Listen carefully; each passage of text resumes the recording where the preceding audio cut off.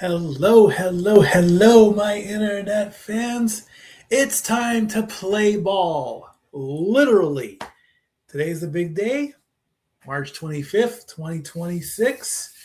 The lead off of the MLB season opening game, day one, Yankees versus Giants out from San Francisco. Oracle Park. The game is being broadcast on Netflix, but right now the sports bar is open, and we're gonna watch along and see how some baseball goes along this season as we continue the watch alongs that I've so wanted to do. Like I said, uh, already did Monday Night Football for the 2026 season, or the 2025 season going into 2026. Now we're going to do some baseball. And this is going to be a starting thing. This is going to be a weekly thing. Usually on ESPN, it's Sunday Night Baseball. There's been a lot of discussions in the talks of who's going to be showing what. So I'm going to take a look at the schedules and the seasons.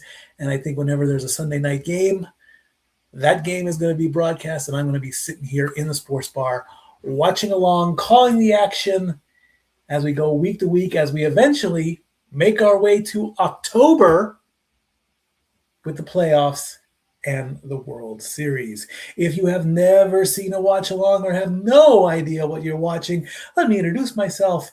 There's my name right there in the corner. I am Statboy Mike. I am the statistician, the keeper of stats for the Simply Reliable Studios and the Casa D18 Studios. You can find me on Twitter at LBStatKid1977. Why do I call myself Statboy? Because I love numbers. I am very, very nerdy when it comes to numbers. I always look at the numbers when watching sports. I don't really care who wins or loses sometimes, but I care who hits how many home runs or how many three-pointers they've scored or whatever, as we get a nice shot of Oracle Field in San Francisco. They've got the bay right behind the stadium where a home run can go into the water. Look at that nice drone shot coming in as we are being welcomed to the start of the 2026 MLB season. So again, I'm very nerdy. I always want to know when the next big moment is going to be taking place, as L. Duncan, Barry Bonds, Albert Pujols, and Anthony Rizzo are your opening night team. I grew up starting in baseball. Baseball was my very first sport that I actually watched. I go all the way back to the LA Dodger years.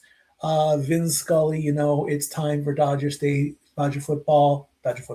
It's time for Dodger baseball, Dodger dogs, Chavez Ravine, Dodger blue, and all that. When you grow up in Long Beach, California, you automatically become a Dodgers fan. And then it all changed in 2002 when the Anaheim Angels won, and I switched sides after 20 so years of fandom.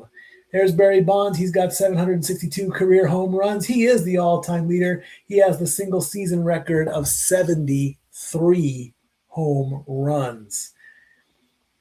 Of course, sitting next to him is Albert Pujols, known as the Machine. Number 5 for the Angels. And there's all the kayaks out there in the bay just waiting for that home run ball to come out into the water. Albert Pujols played 22 MLB seasons. He's a 3-time MVP, and he's had 2 titles with St. Louis. Of course, he was the guy in Anaheim for me. He was the one that I cared about the most. It was always about Pujols and how many home runs he was going to hit. Anthony Rizzo's played for 14 seasons. He is a champion in 2016 for the Cubs. The reason I'm telling you this is if you want to watch along, sync up with me. The feed that I'm watching is the official feed. So, Well, I'm going to call it as I see it. The sound is turned down so we don't have copyright issues or anything like that. And I'll call it as I see it.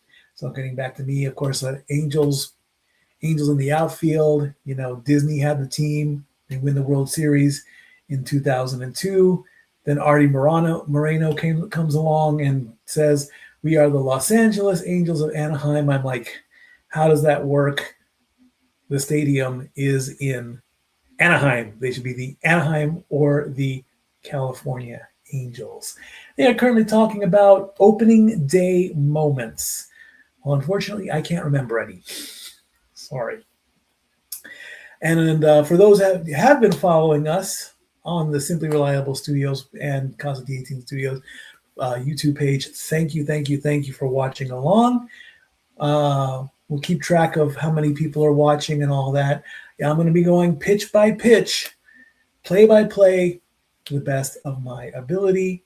And the newest thing to take place in the 2026 season is the challenge. A lot of players, or scratch that, a lot of fans who watch baseball on television know that there is a rectangle from just below your arm to your knees. That's called the strike zone.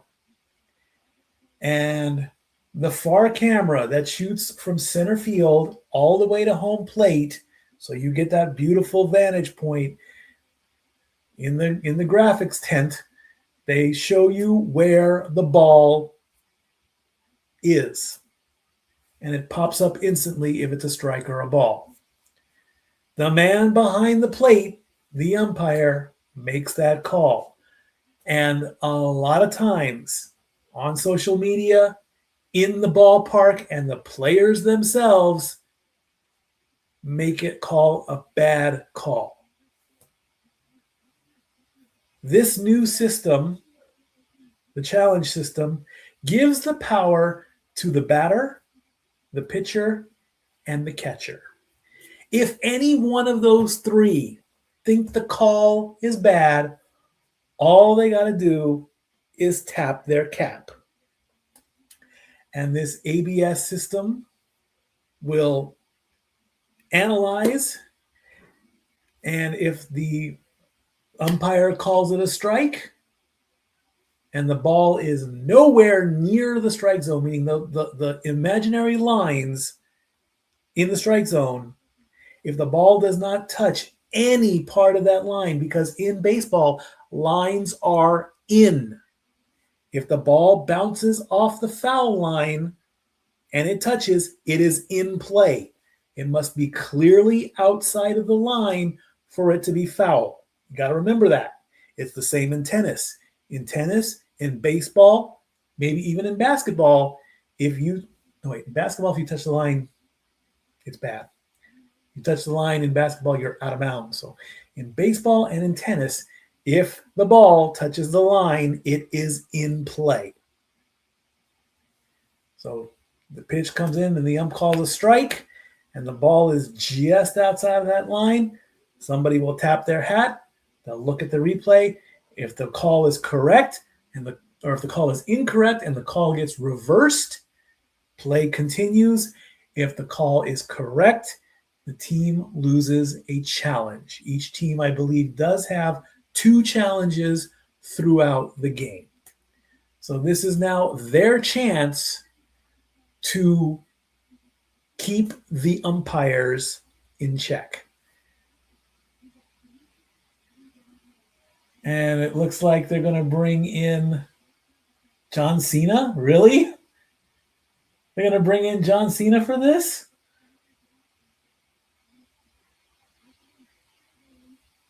Okay.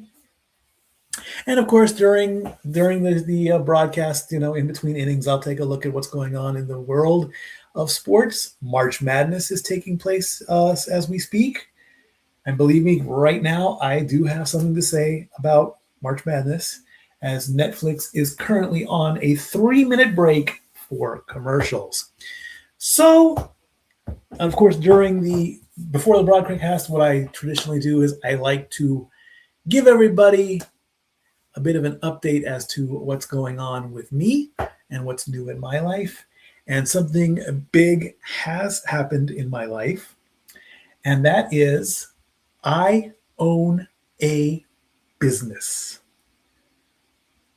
As many of you of following the channel, I currently ride share. I am an Uber driver. I am an Instacart driver. And a lot of my riders in Sevier County, where I live, they need rides. The three major cities in Sevier County are Sevierville, Pigeon Forge, and Gatlinburg. Pigeon Forge and Gatlinburg are your tourist towns.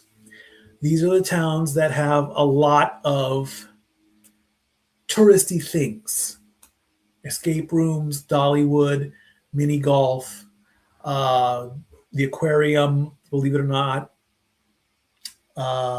dinner shows, things like that. And the majority of weekends, when the traffic is high, that is a lot of people that have come into town to enjoy the Smoky Mountains of Tennessee. Locals need to get to work. And here in Sevier County, we have an international student exchange program. They are referred as J1s. They need to get to work as well. A lot of them do not have driver's licenses. They utilize ride sharing like Uber and Lyft. A lot of people that I give rides to, a lot of them say that there are not enough rideshare drivers in town. We are a town in the mountains. We're not the city like Knoxville. We are a mountain town. We have a grocery store. We have McDonald's, Burger King, all that good stuff. We have first responders and everything. But it's not the big college town. That's Knoxville. Knoxville's the big college town because of the UT Vols. So when the tourists come into town, a lot of them don't want to drive. We have a lot of moonshine tasting, and of course, you should not drink and drive. So they go out, they have a few drinks, they shouldn't drive, they need a ride share. Well, sometimes since we are a smaller mountain town, there's not enough ride shares out here, so a lot of people need rides. So in an attempt to fix that problem, I have decided that I'm going to drive privately when I'm along driving for Uber. Now I know there's still a lot more things that need to be done. Insurance needs to be done, advertising needs to be done, and all that. So I'm still in the early stages of it, but it is officially a business. But that's plenty more to talk about. Netflix is back as we're getting player confessionals on opening day is like the first day of school, an opportunity to get back to doing what you love. That's what the players are talking about, of course. And so we have the Yankees versus the Giants in game one. So that's what's happening with me. It's now 7:15. First pitch is scheduled for 8:05 p.m. So we're going to have about an hour of pregame. And there's Cody Bellinger, who is in his 10th season, and I think he was he was the 2019 NL MVP, and now he's playing for San Francisco. I guess the LA fans do not like that. LA and San Francisco are big rivals. Rivalries in baseball, what a concept. Dodgers Angels, because it's California. Dodgers Giants, SoCal, NorCal. And here comes John Cena, and he's going to explain the ABS.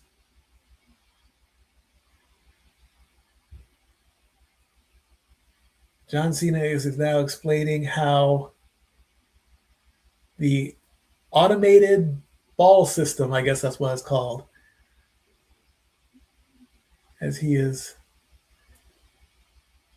Let's see what he says. The crack of the bat, the roar of the crowd, even the cadence of the man behind the plate. But the production is adding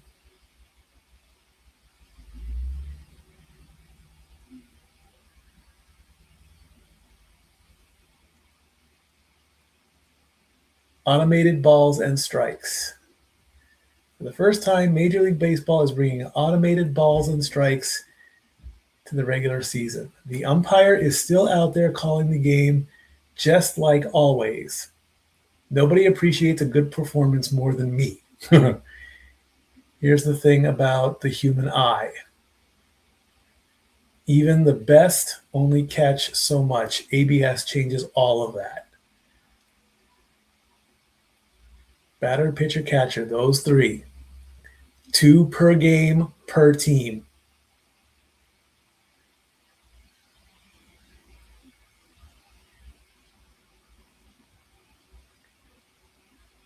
Get it correct, call flips, challenge kept. Get it wrong, call stands, and challenge gone. Unlike my day job, this part is not scripted. Every hitter gets their own canvas and frame calibrated to them. Every at-bat's its own scene. It's not scripted, he says.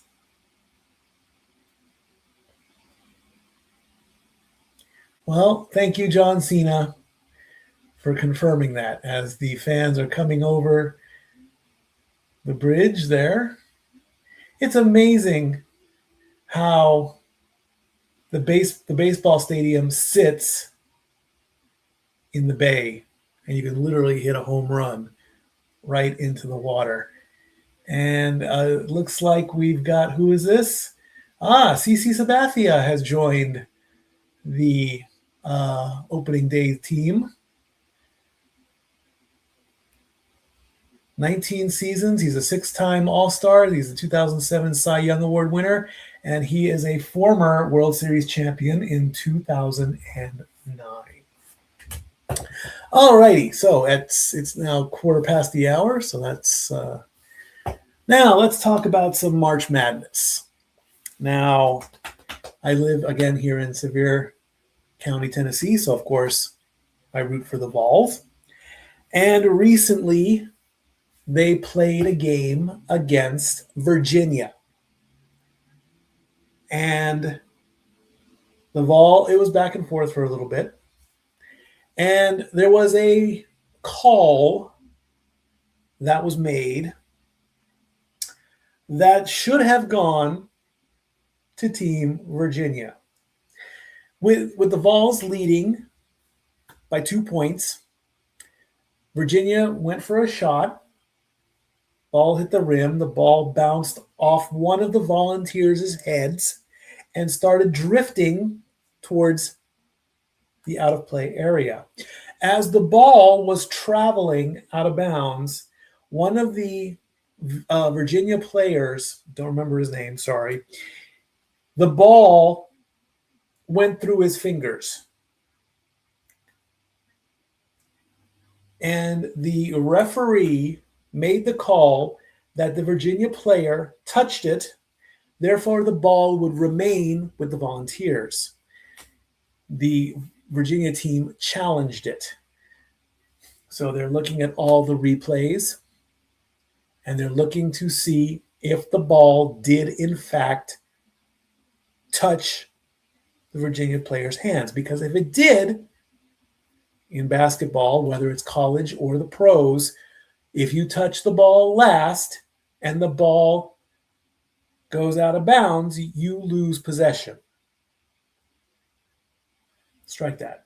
If you the team that touches the ball last before going out of bounds does not get possession. So the ball went out of bounds. The referee called that the ball did touch his hands, and the ball was set to go to the Vols. Virginia said, no, we challenged that. They looked at the replays. The commentating team on CBS, I don't believe it was CBS, it was TNT. They were looking at the footage, and they believe that it was that the ball did not touch the hands of the Virginia player. So the ball should have gone to Virginia, with about 30 seconds left, which would have given them a chance to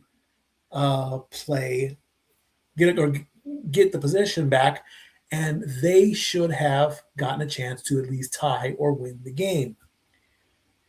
Your starting pitchers for tonight: Max Fried for the Yankees and Logan Webb for the Giants. In 2025, Max Fried was 19-5. Logan Webb was 15-11.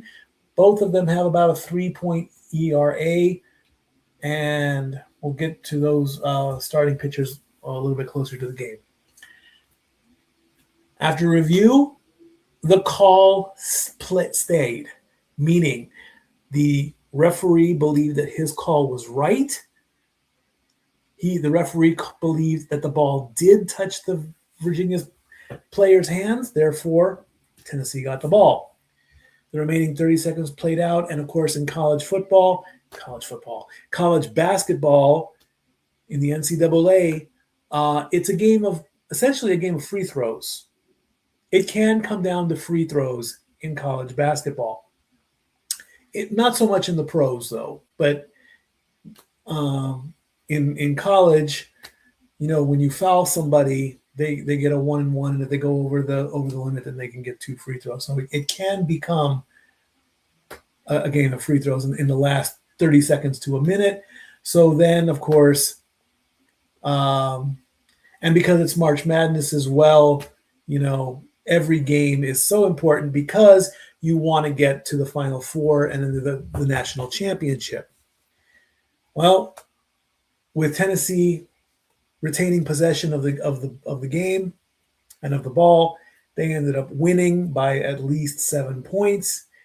And believe me, I wanted to be happy, but I believe that the Virginia team should have gotten the ball back. It didn't happen, and we are now down to the Sweet 16. And let's take a look. Let me bring up who is currently left in the Sweet 16.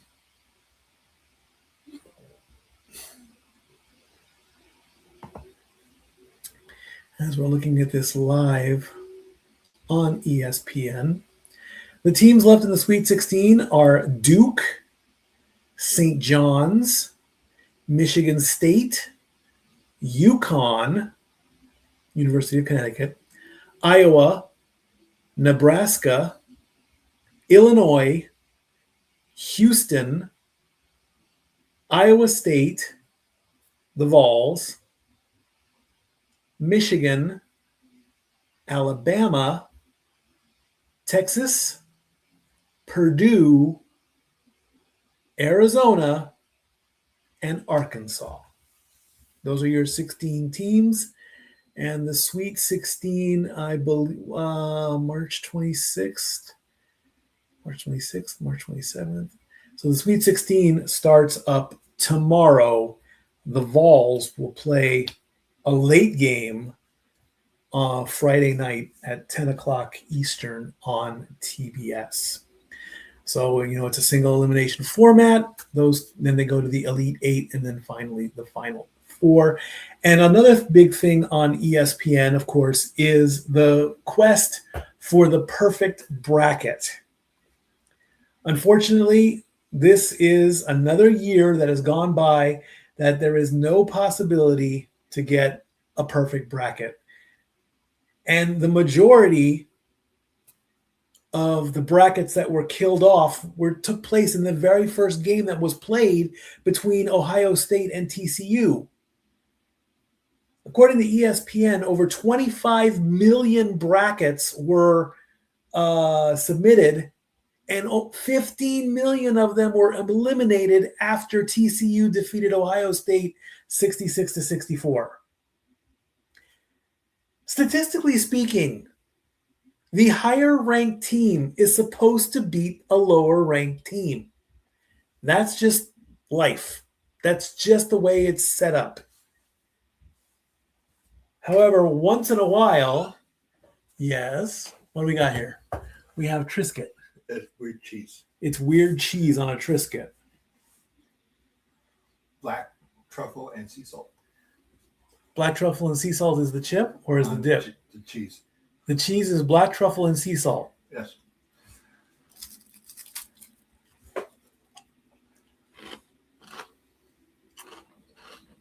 I've never had black truffle before. Me neither. It's quite tasty. It's kind of creamy, I guess. Yes, I'm on the shirt. I see that.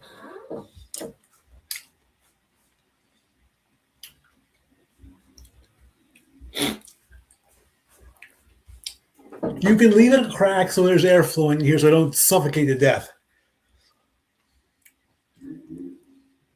Quite tasty, actually.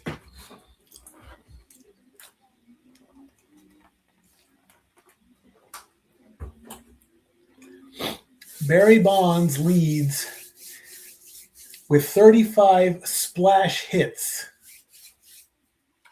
meaning balls that have been hit into the bay in Oracle Park. Look at all those boats out there. Oh my gosh, dude, that's amazing. All those boats just out there, they probably have their Bluetooth hooked into their ear with a radio in their pocket. Who is that? Is that comedian? Oh my gosh, yes it is. And his feed is very, very choppy. McCovey Cove is the name of the who is that?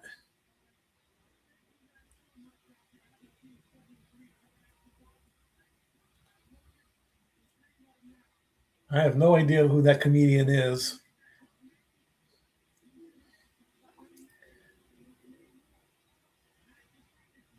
"73 kayaks out in McCovey Cove right now." Like I said, listening with Bluetooth and headphones so they can hear the game.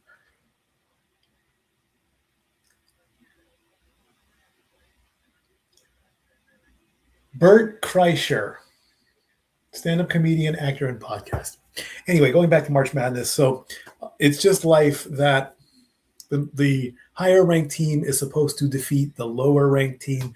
That's just the way it goes. But once in a while, an upset takes place and the lower team advances. It happens. There's not much you can do about it. A lot of people will say that,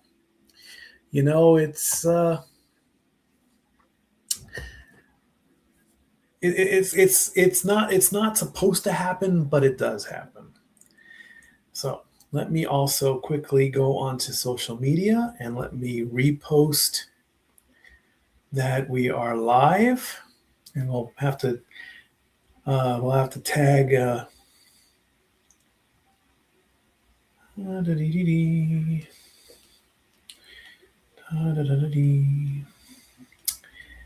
as we go onto social media. Walter Cruz, Mr. Reliable, Daytona 500. There it is. All right, we are going to repost. We are live.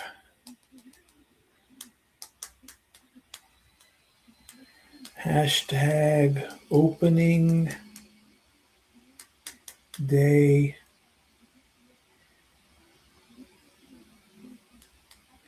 Let's go Yankees.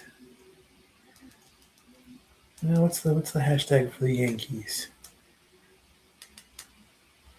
Yankees hashtag Giants. Repost.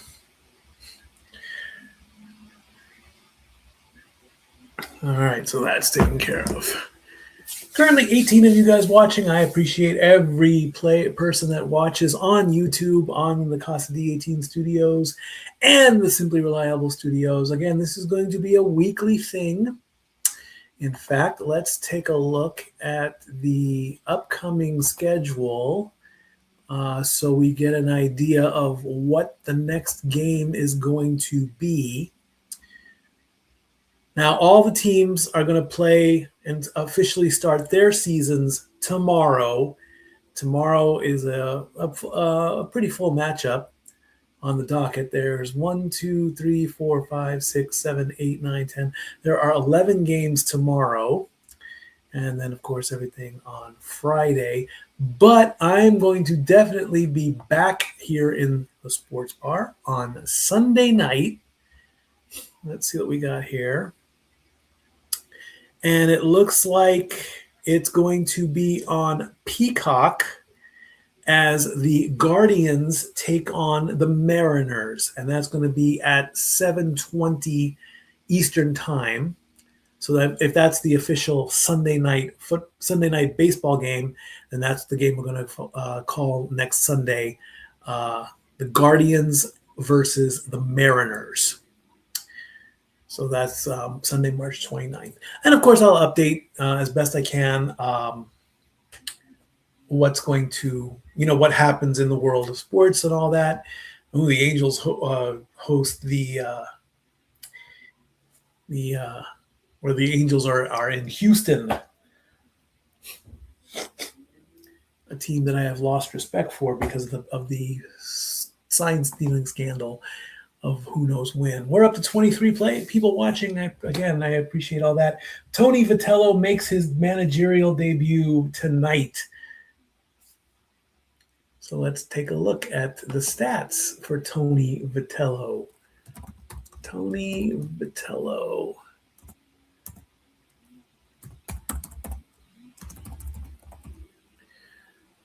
What do we know about Tony Vitello? He's a Vol. How about that?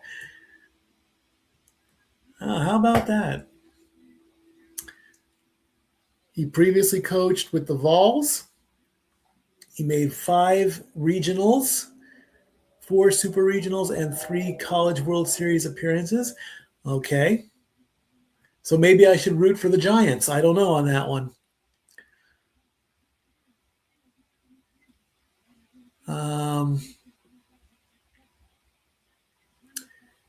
He is an NCAA champion in 2024 when the Vols won the College World Championship.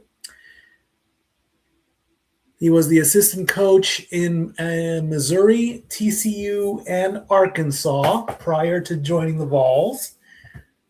And now he gets to play in the big leagues. So how about that? A former volunteer. Well, no, I think once a volunteer, always a volunteer. Kind of like once a Marine, always a Marine. I mean, look at Peyton Manning, for goodness sakes. He's a Vol no matter what.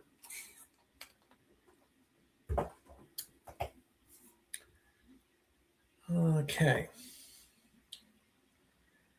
So this is a 3-game series between the Yankees and the Giants.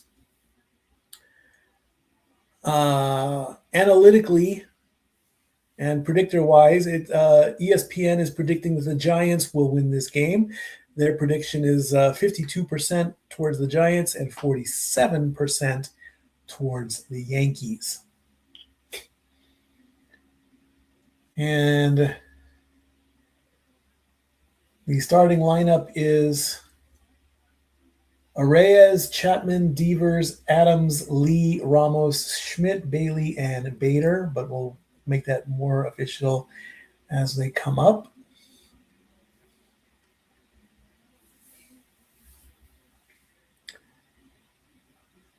And of course, the thing that I always talk about, of course, is sports betting. DraftKings is the official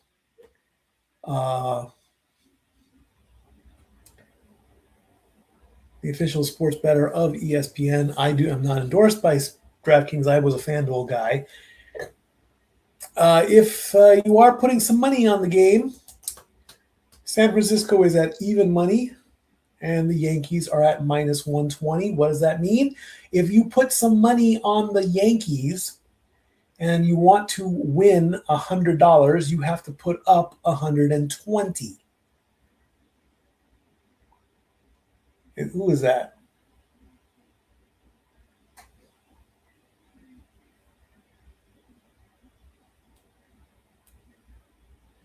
Who was that?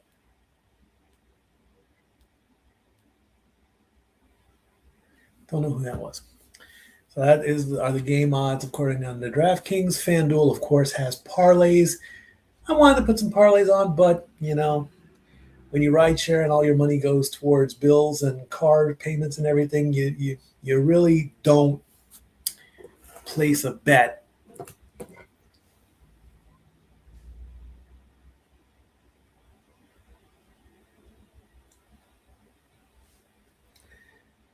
But there was one that I did have my eye on as I bring up my FanDuel app.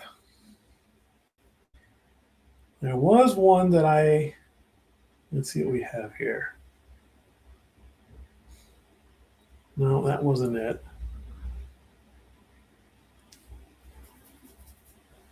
That wasn't it either. It was this one.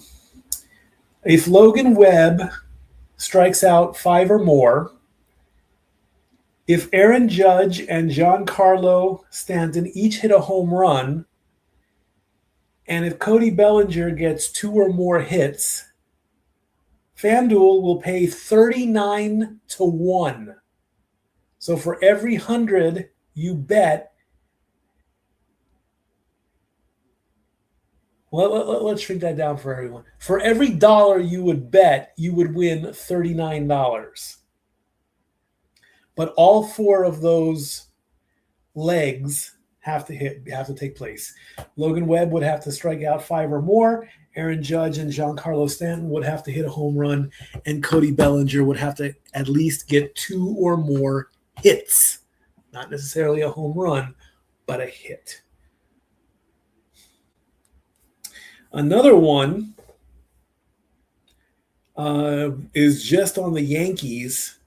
If Aaron Judge and Cody Bellinger each get an RBI, if Jazz Chisholm records 2 or more bases, meaning if he singles twice or gets a double or a triple or even a home run, and if Ben Rice does the same, that pays 31.47. So for every dollar, you would win $31.47.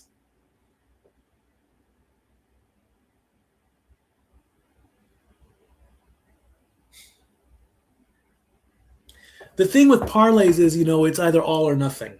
You cannot really. I mean, you would have to get all of the legs for that to take place. It's like buying a lottery ticket, It's absolutely like buying a lottery ticket, You can pick one or the other, but that's called the money line, of course. When a team is minus, they are the favorite, so you have to put up more money to win money. You would then, if you want the underdog, you would put up less to win more. We're up to 26 people.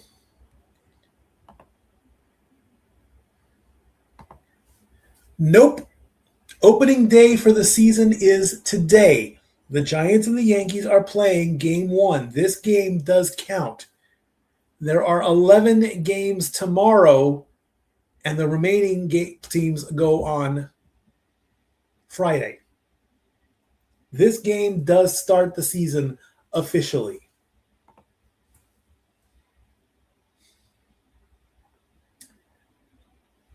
This game will count. Baseball is 162 games from now all the way till the end of, if not the start of, September. So for the better part of 4 to 5 months, baseball is a thing.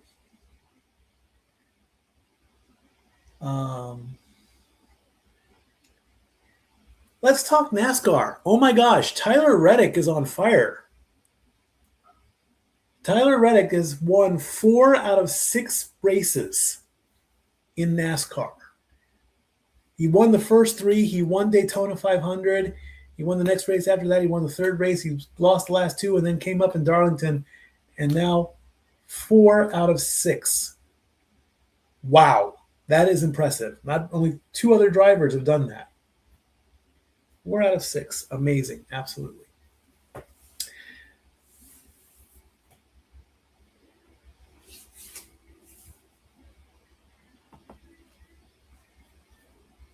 How dare you? Once an Angels fan, always an Angels fan.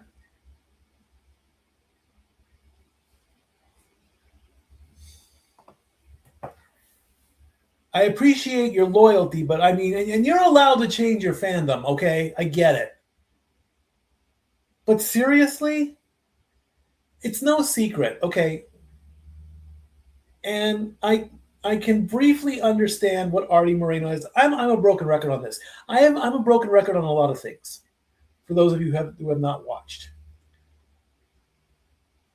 I'm a broken record when it comes to I'm tired of the coaches getting their heads chopped off when the team doesn't play well.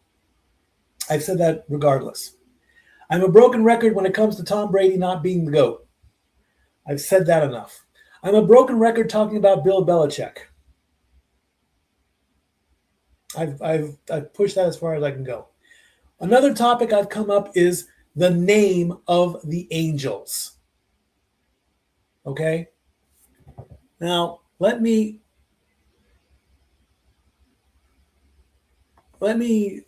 bring, I want to make sure I get this right. I want to, okay. The team, the Angels, were founded in 1961. And originally, they were the Los Angeles Angels.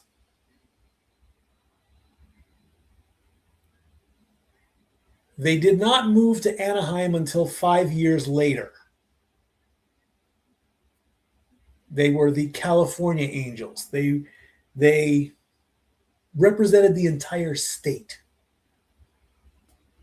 But the team moved and have stayed in Anaheim since 1966.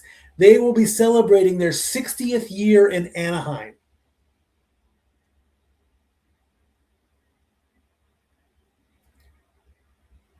And then,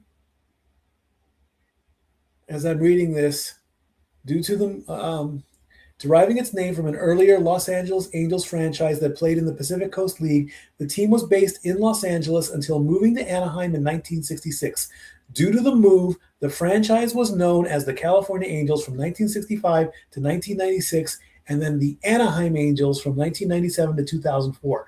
That was the best move. That was the best because that's where the stadium is. We're taking a look at Aaron Judge. He's a 3-time MVP and Rookie of the Year in 2017. Los Angeles was added back to the name in 2005, but because of a lease agreement with the city of Anaheim, it required the word Anaheim to be in the name. Therefore, the full and legal name is the Los Angeles Angels of Anaheim. Is it confusing? Absolutely. Have I said I'm tired of the name? Absolutely. The stadium cannot just magically fly from Anaheim, Orange County to Los Angeles County. The fans know this. The players know this. Even a baseball player or even a fan that doesn't watch baseball looks at it and they're like, what? I get it. I've accepted it after all these years. And the owner, Artie Moreno, is not going to make any changes. You can disagree with it all you want, but don't quit your fandom of it either. I would, I believe in loyalty, folks. I believe in loyalty. I really do. And believe me, I have I've turned my back on the team, but I come back at the start of every season to talk fresh. It's the same thing with the Ducks. The Ducks are on fire in this hockey season.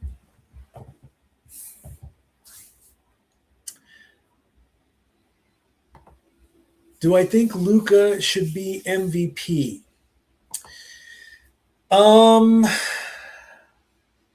I would have to look at the stats.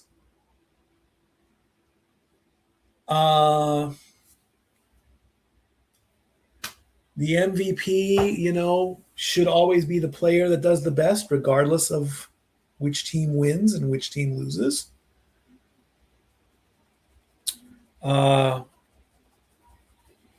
It still might be too soon to make that call.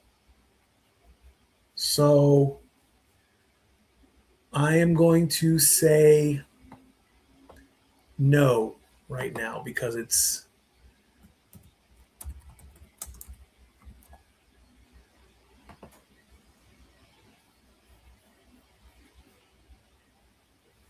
SGA is still the number one contender for that. And of course, the Oklahoma City Thunder I still believe they are defending champions, I think. Let me confirm that really quickly. 2025 NBA champion.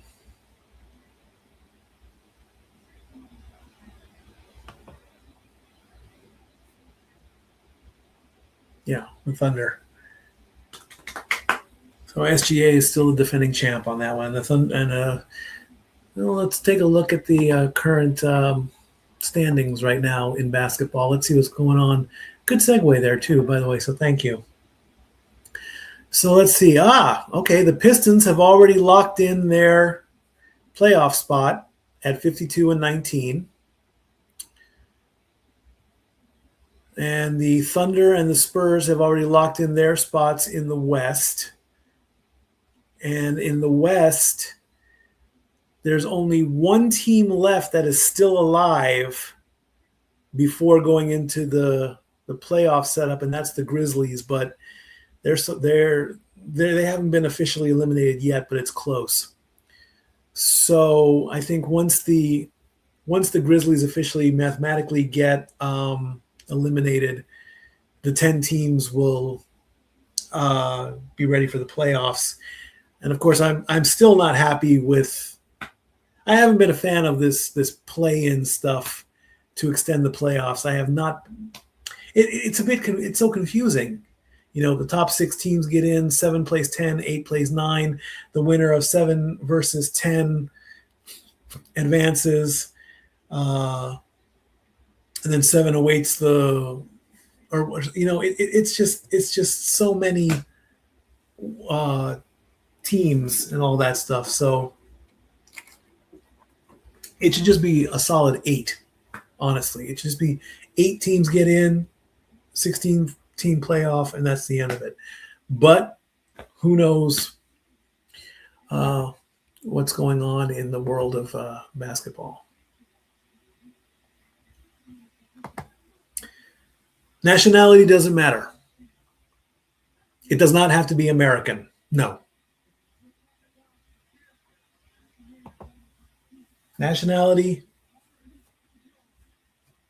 as long as you can play basketball, does it really matter? No, not at all. I mean, that sports is a global thing.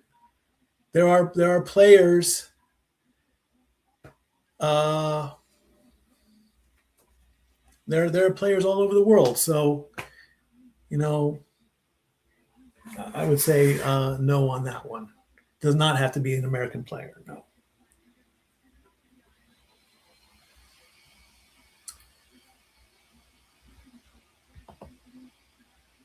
All right, we're getting closer and closer to first pitch. It's about 10 minutes to 8 on the East Coast.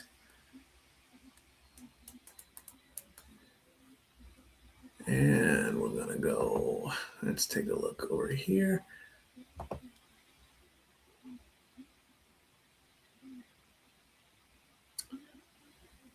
Not much on that, really.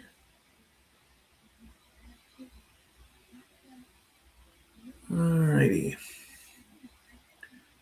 Let's see what else we got here. 27 of you watching. I do greatly appreciate it. Let's get those numbers up. Again, next time we'll be in the sports bar Sunday night as the Guardians take on the Mariners. Hopefully, each week we get a little bit of diversity. We get a little bit of difference. Joe Burrow playing flag football. If it was a thing, got to do something during the off season, really. I didn't particularly like flag football in school. I was more of a. I was okay running. We did play softball. Didn't really care for basketball, but the thing with players, they never want to let the game go. They put in the time, they put in the work, they end their career, and they after they're done and they've made their money, they should enjoy the time they have with their family. And if they have children, they should get the children ready because they'll be the next generation of player. You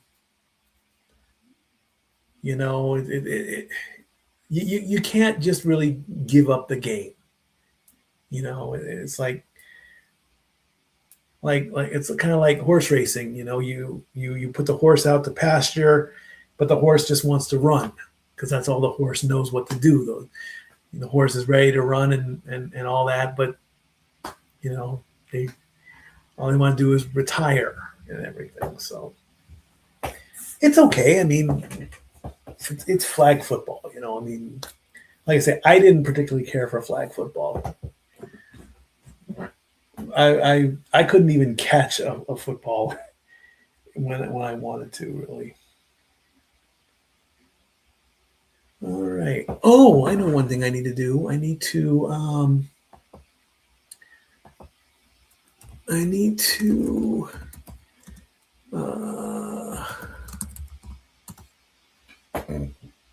we need to get this going.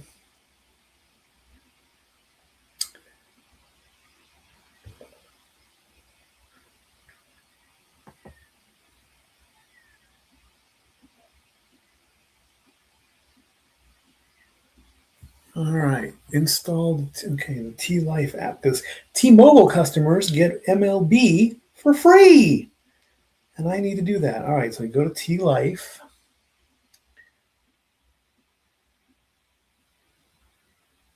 Even though I work so much that I don't really get a chance to watch baseball, but all right, come on. Log in with T-Mobile ID.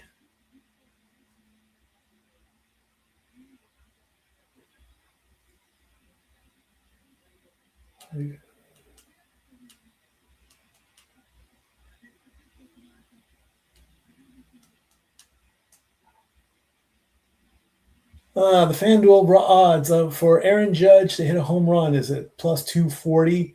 Giancarlo Stanton's at 420. Rafael Devers at 560, and Willie Adams at 560 as well. Let's see if I can.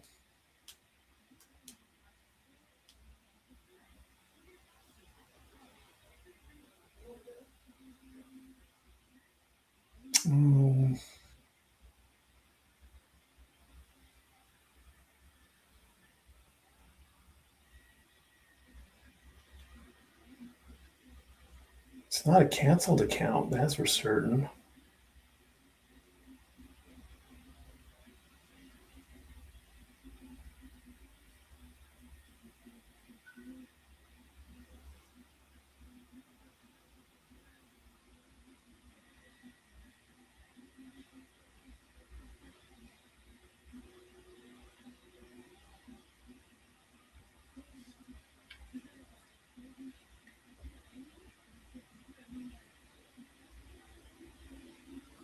Do I even have this?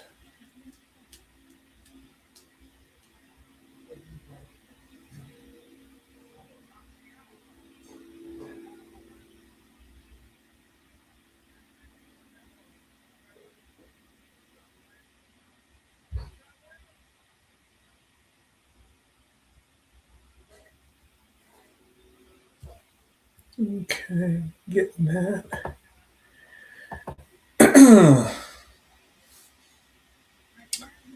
Come on, you phone.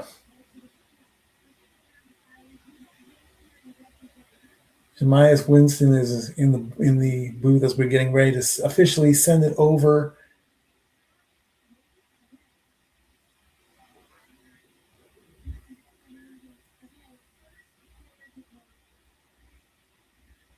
They're giving their pregame predictions. I swear, sometimes I think my phone is cursed. I had a horrible phone day today. I really did.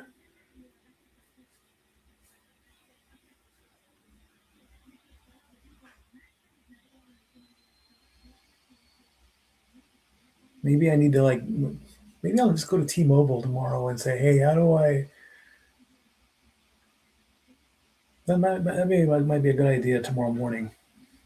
Oh wait, I'm doing that other thing tomorrow morning. I'll figure it out. I always do. I got a lot to do tomorrow.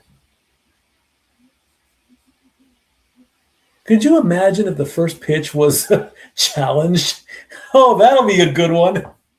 I just thought of that. That's my prediction.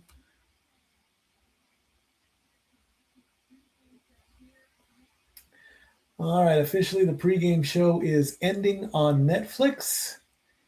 We get another drone shot there.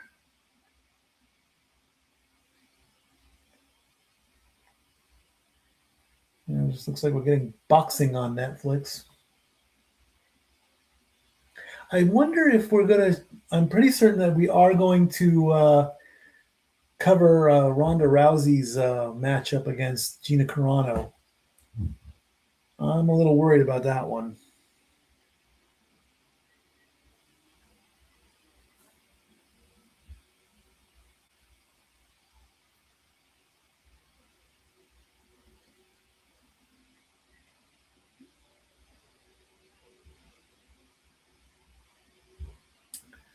All right.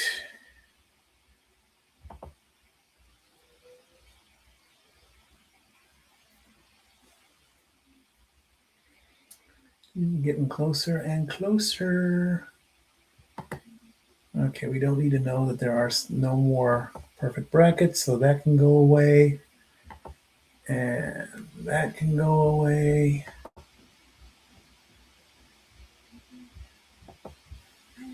And yes. Dinner. Oops, I'll get it. Thank you. A beautiful dinner of spaghetti and meatballs with vegetables and garlic toast. Thank you, Tyler. Forgive me as I enjoy my. This is what I'm guilty of, friends. I did this many times during Monday Night Football. I apologize in advance. It's a beautiful dinner. Let's take a look at that on there. It's on the screen there.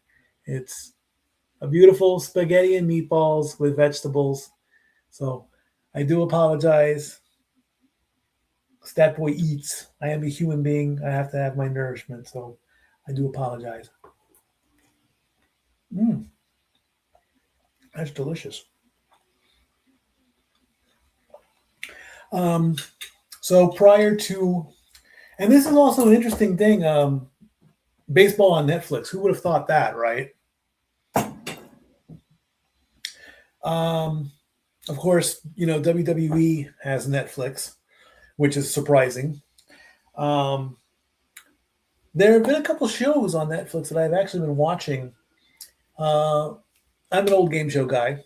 I grew up with and I grew up with the classics, Price is Right, Wheel of Fortune, Jeopardy, and all that. And then, of course, the reality game shows came in, Survivor, Big Brother, Amazing Race, all those games and everything like that. And On Netflix, there is a game, I believe it is called $1 Million Secret.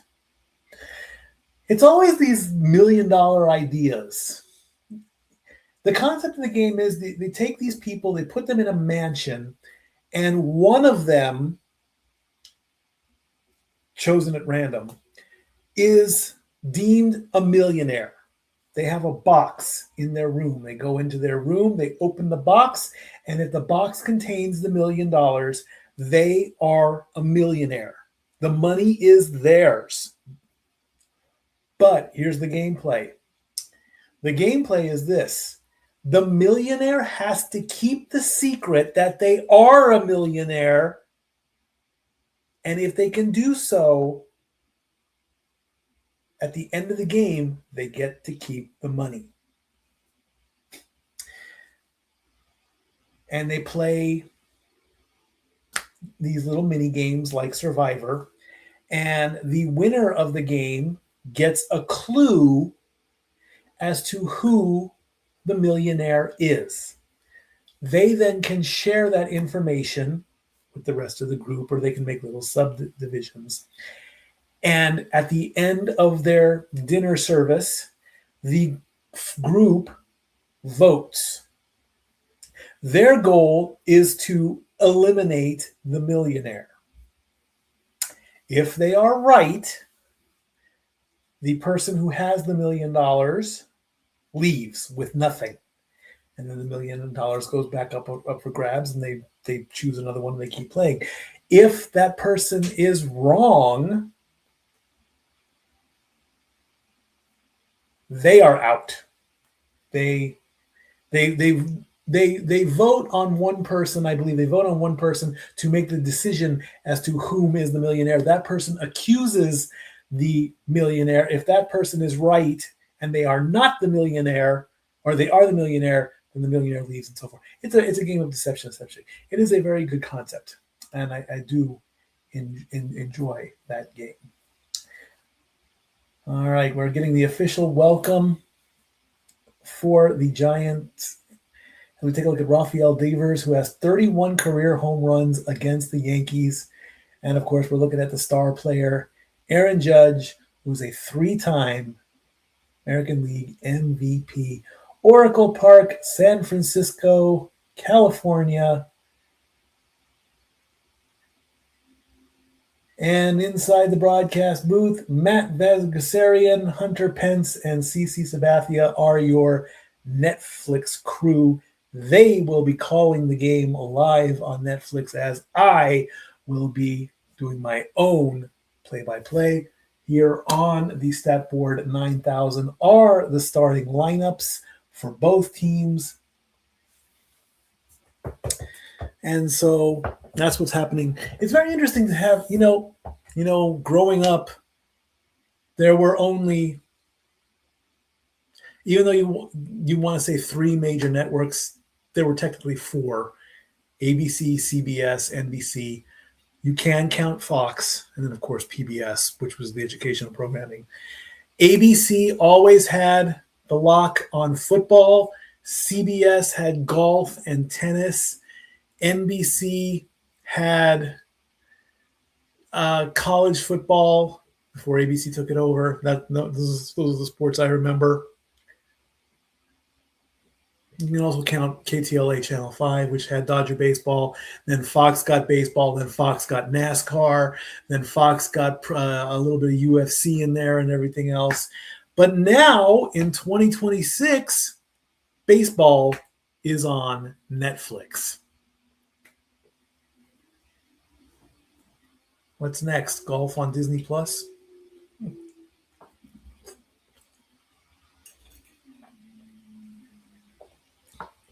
No, right?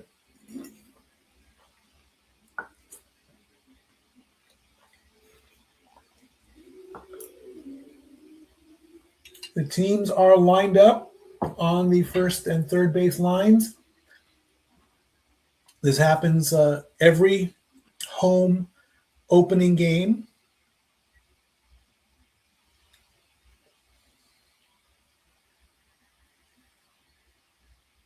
And And the countdown is on. 6, 5, 4, 3, 2, 1. Opening day for the Giants starts now. This is a home game for the Giants. And they've got a cable car. Of course, there are many cable cars in San Francisco. And out comes Bert Kreischer to hype up the crowd.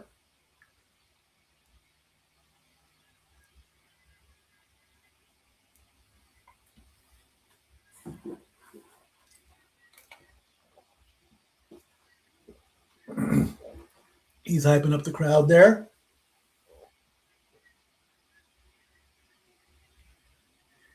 Is that Jey Uso back there? Do I see Jey Uso yeeting? I think I just spotted Jey Uso.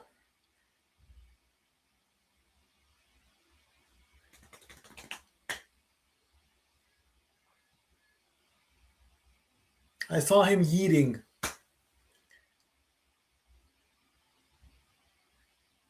The Yankees are going to be introduced as well. And of course, they're getting a bunch of boos.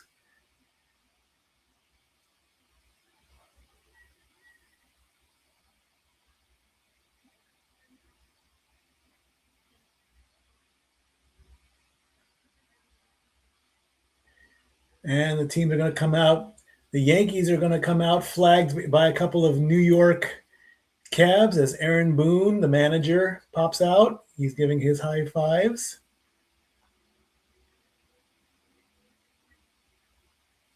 Trent Grisham, center field, batting first. Number 12. Batting second.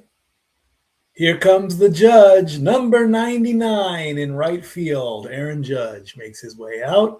There are some Yankee fans in Oracle Park. Batting third,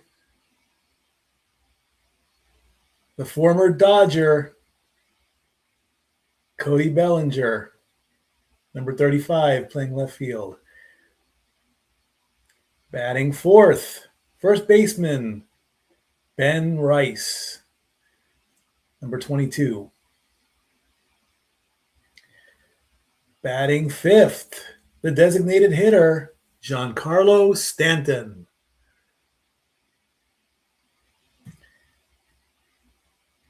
Number 27. Batting sixth, second baseman, Jazz Chisholm Jr., number 13. Batting seventh, the shortstop, number 72, Jose Caballero.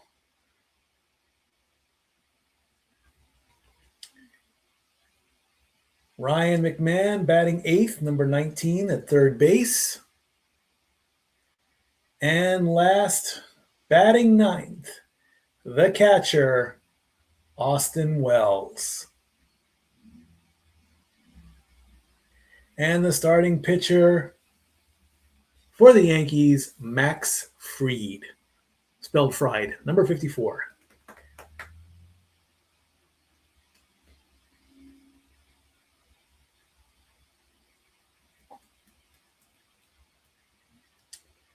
And now the starting lineup for your San Francisco Giants.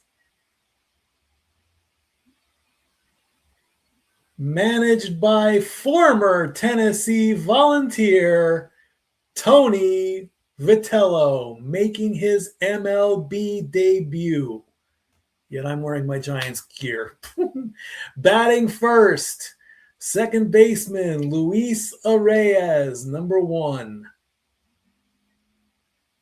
Batting second, Matt Chapman at third base, number 26.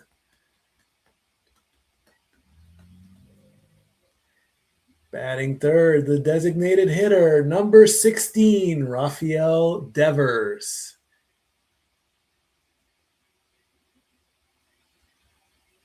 Batting fourth in the cleanup spot, shortstop, number 2, Willie Adams. Batting fifth, out in right field, Number 51, Jung-Hoo Lee.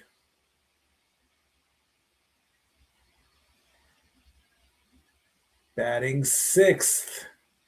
In left field, number 17, Heliot Ramos.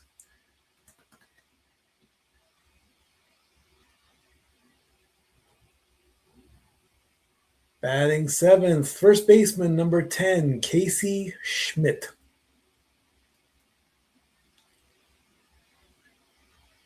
Batting 8th, the catcher, Patrick Bailey.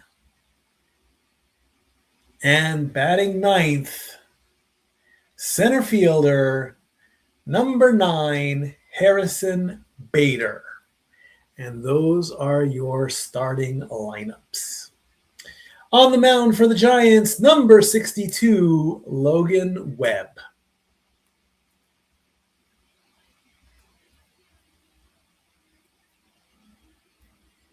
Again, this is going to be a thing for every home team at every home park. Probably for maybe 2 weeks. Who knows?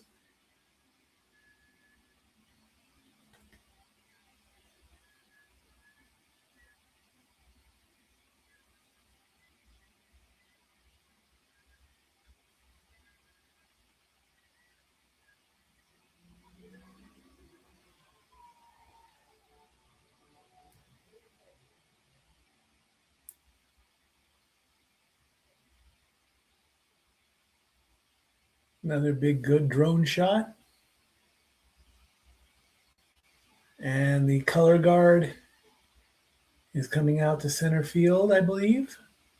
And the flag is getting ready to be unfurled.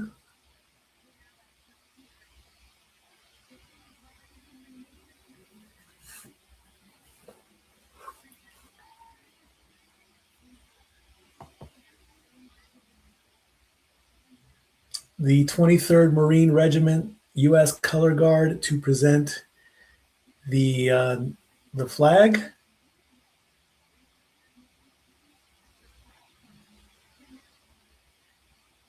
And the singing of the national anthem.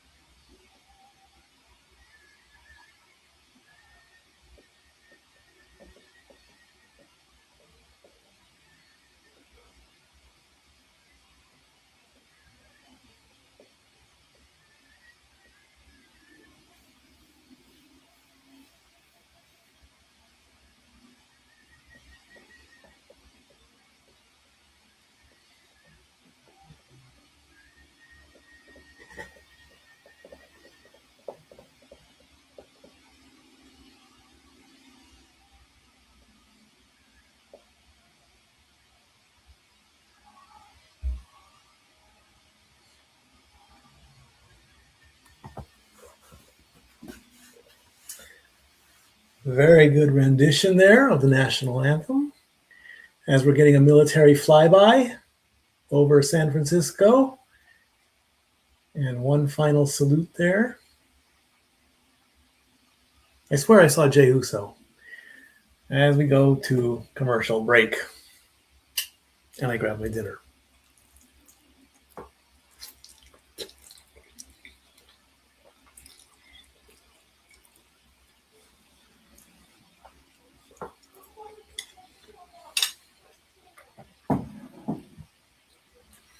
The second of the two game shows I want to talk about while we're on break here Howie Mandel has a game show,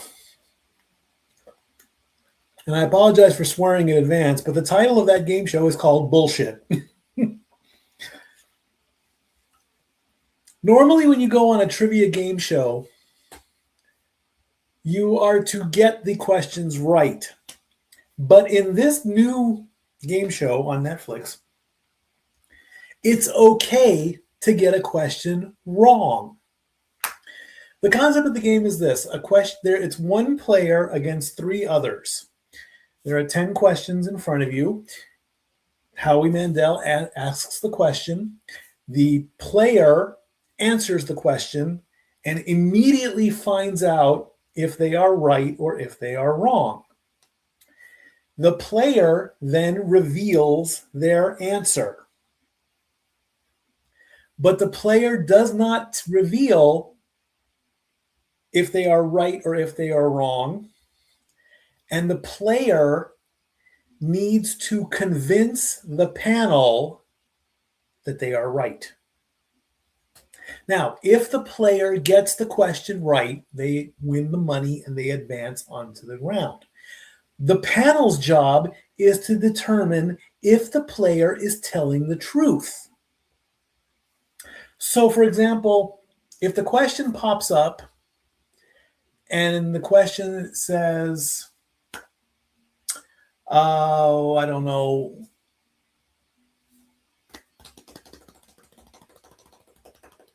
what WWE superstar has won the most heavyweight titles in history in the WWE? And you have to, and they pick, John Cena, Ric Flair, Roman Reigns, and Hulk Hogan. Okay. Now, we all know John Cena is a 17-time champion, but you have to look at the way the question is written. If the question reads something like, who has won the most WWE championships? And let's just say the player picks Ric Flair.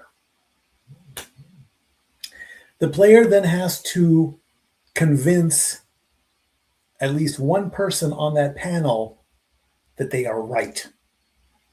If they chose Ric Flair, because we all know John Cena is a 17-time WWE champion.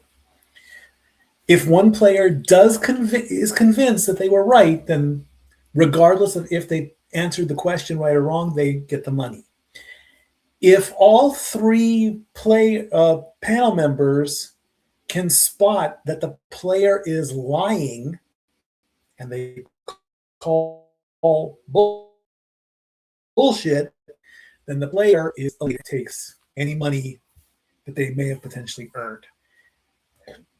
Get all 10 questions right, or on the last question, if one person believes that they are right, they get the money.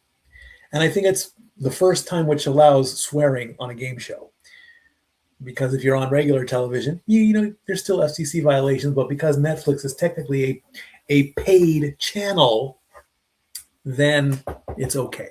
So you can say the word bullshit. 40 of you now watching. Great. I greatly appreciate that. So it's just a brand new game that Howie Mandel is hosting, and it was quite entertaining from what I have seen.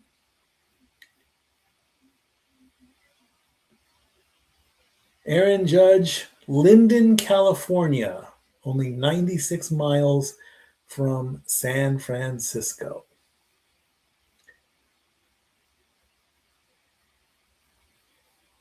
And it looks like we are getting closer and closer to the first pitch. Aaron Judge, of course, shaking hands with everybody. He is number 99. He is one of 13 players with 3 or more MVP awards.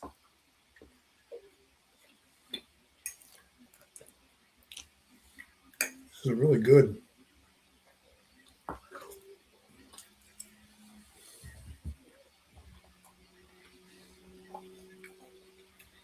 In 2025, he was averaging .331 with 53 home runs, 114 RBIs, and on OPS of 1.14, and he led the MLB.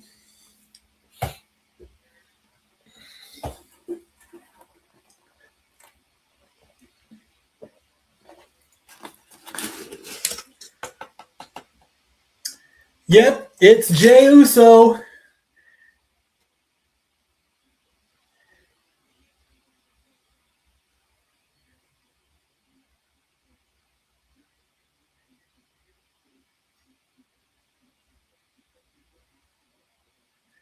Jey Uso is going to throw out the first pitch with the mascot of the Giants wearing a Heritage Championship title belt, and he's got his Yeet glasses on.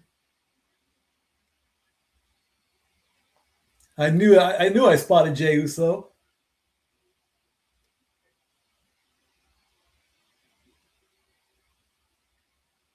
As he as he gives the command to play ball. I thought he was going to throw the first pitch out. Okay.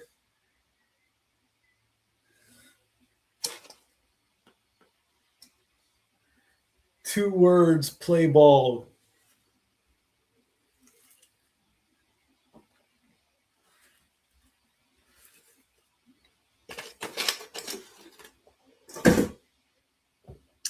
Yeet.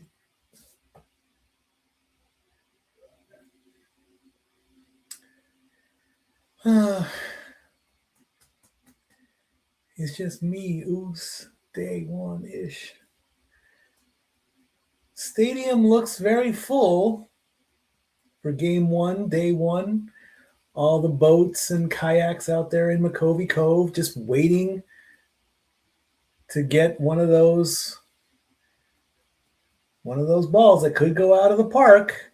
The Cove is down the first base line, so you're gonna, you're gonna have to go to maybe right center field there.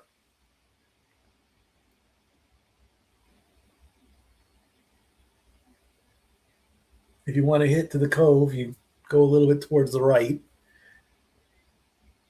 The winds are going from left to right, it looks like.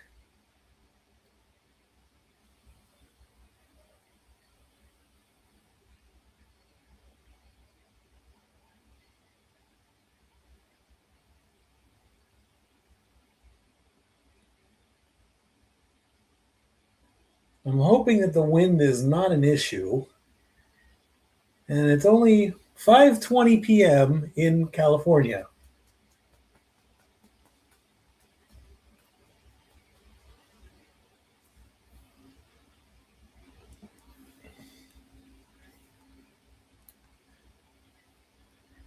Don't tell me we're in a delay already. I mean, come on. It's just wind, for goodness sakes.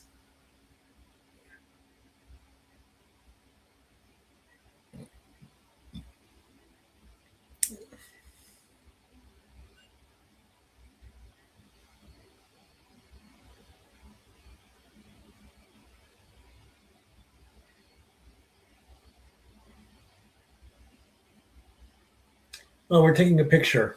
Okay, we're taking a picture there. Hey, Garage Game Day. Oh, sweet.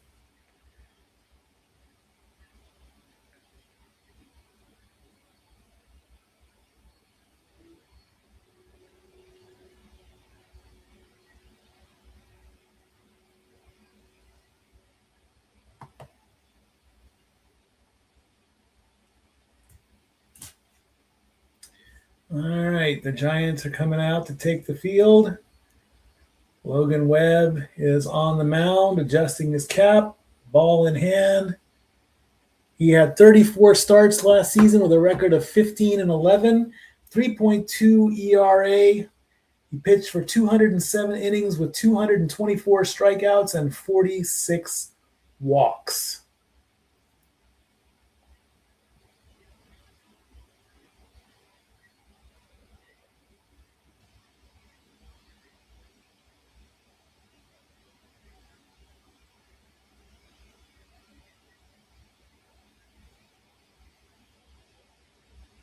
Getting in those warm-up pitches.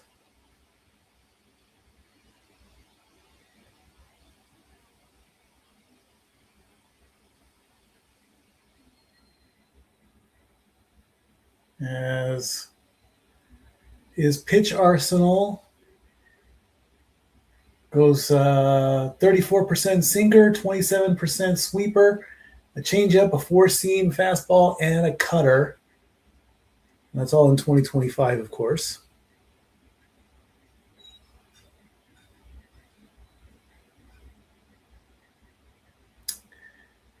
Aaron Judge, of course, is on deck, batting second.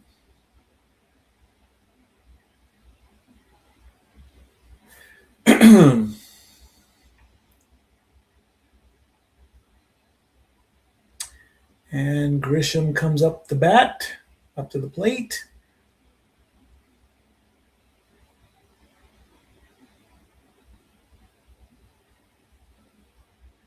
As we're going to the lineup, Grisham, Judge, Bellinger, Rice, Stanton, Chisholm, Caballero, McMahon, and Wells. Trent Grisham leads off for the Yankees. First pitch, it's a strike. It hit the top part of the corner, or the upper part of the strike zone, so that is a strike. Trent Grisham went 235 last season with 34 home runs, 74 RBIs. The 0-1, swing and a miss. And already Grisham is down 0-2. He's had 2 seasons with the Yankees. And can Webb get his first strikeout? 0-2 pitch, 10 seconds on the pitch clock. Don't forget that. That's in play. The 0-2, way outside. That ball was outside. That's ball 1. Pitch clock is about 15 seconds, of course. You got to get it before the clock hits 0. Otherwise, ball or strike is called. Here's the 1-2. That's going to go foul. And the count stays at 1-2.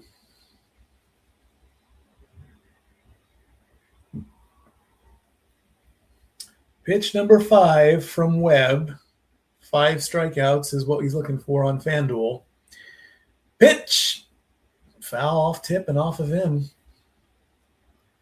It's got to hurt like hell, I'll bet. He's walking it off.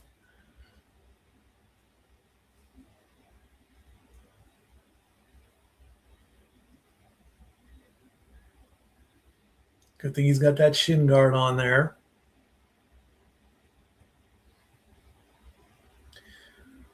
All right, Webb's getting ready here. Here comes 10 seconds on the pitch clock. The 1-2. Swing and a miss, and Grisham goes down with a swinging strikeout. Well, that's 1 strikeout for Webb. He's 1 down and 4 to go. But here comes the Judge, number 99. Fans getting their cameras ready to see number 99. First pitch to Judge. Way outside. What? Tap your cap, dude. That was a strike? Are you kidding me? That was clearly outside. 331 is the average, 53 home runs. He didn't challenge it. Call that a strike, ump. I dare you. That first pitch was a strike? Yeah, right. I don't think so. 1-1 the count. He didn't tap his cap, so he didn't challenge it. That is a ball. It touched the corner. No challenge. Judge has 9 plate appearances versus Logan Webb. He's hit 2 home runs off of him already. Here's the 2-1. Outside.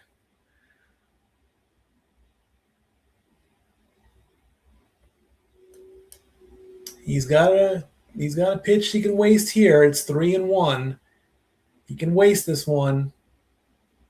The 3-1. He gets a piece of it, but it fouls back. And now we have a full count.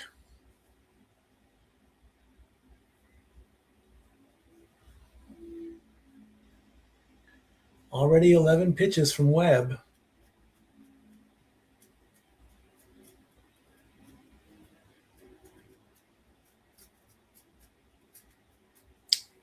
There goes the pitch clock, down to 10 seconds. Payoff pitch to Judge. He gets a piece of it, and it fouls. Wait, oh, is it in play? Nope.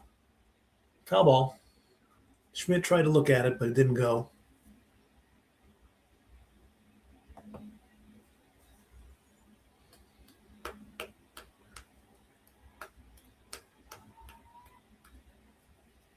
Payoff pitch number 2 to Judge. Here it comes. Swing, and he got him. He got him swinging, and that's strikeout number 2 for Webb. And here comes Cody Bellinger. Let's take a look at that one. Ooh, he caught him on the inside there. He made him jump too. He was toast. He swung on that one. Here's Cody Bellinger, first pitch outside, ball 1.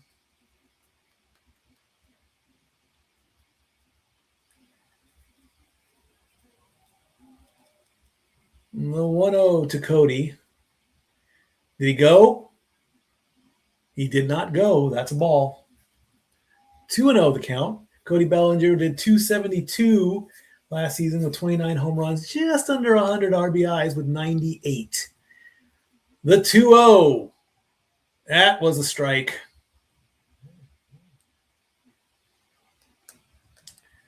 Just on the top of the strike zone. Pitch number 17 from Webb. The 2-1 count to Cody. Got a piece of it. It's going to go into left field, and the left fielder makes the catch and ends the inning for the Yankees with an F7. So we go to the middle of the first with no score. No score for the Yankees. And we're going to go bottom first. Put that there too. So already 2 strikeouts, 3 up, 3 down. What does 3 up and 3 down mean to you, Private? End of an inning. Grisham and Judge strike out, and Cody flies out or pops out, however you want to call it, to left field.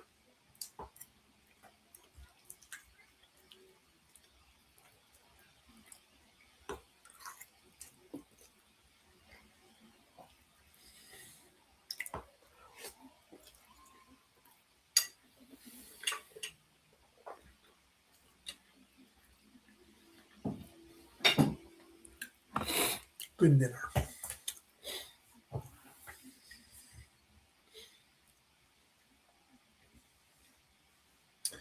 Let's see what we got here. 1, 2, 3. That's a clean first inning from our ace, Logan Webb. Live tweet. Indeed, it was. That pitch that Webb struck out Judge on was filthy. Agreed. It made him flinch.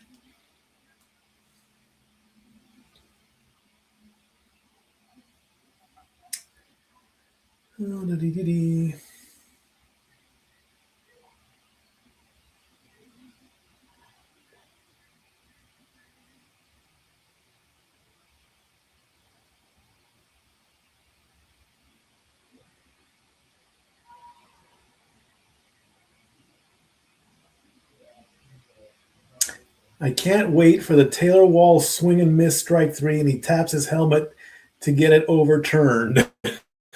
Starting lineup for the Giants: Reyes, Chapman, Devers, Adams, Jung-Hoo Lee, and so forth all the way down. Let's see what – get my marker ready here. Let's see what Max Fried does. First pitch is way low on the outside corner. Max Fried, 32 starts in 2025, 19-5 record, 2.86 ERA, pitching 195 innings, led the MLB with 19 wins. The 1-0. Whoa, he had to almost go Matrix on that one. He's got a big smile on that one, but Luis Reyes hit 292 last season with 8 home runs. The 2-0 pitch coming to Reyes.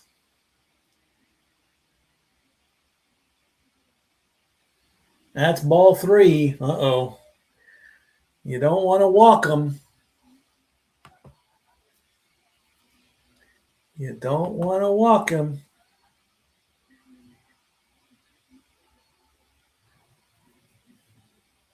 Got a umpire cam. And that is outside, and that is ball 4, and that is a walk. So Reyes on base with a walk. First Giant to get on base with a walk. Maybe it's nerves, maybe it's butterflies. That's okay for the Yankees. That's all right. All right. Here's Chapman. First pitch to Chapman. Outside. Oh, come on. That was not a strike. That ball was high. Well, he touched his cap, but that wasn't a challenge. All right, strike 1. That's 2 bad calls that I've counted already. Gets a piece of it, fouls it back. In fact, yeah, bad call. 2. Matt Chapman batted .231 last season with 21 home runs, 61 RBIs. Bad call 2. All right. Reyes on first. Got a good little lead. Here's the pitch. That's way outside. 1-2.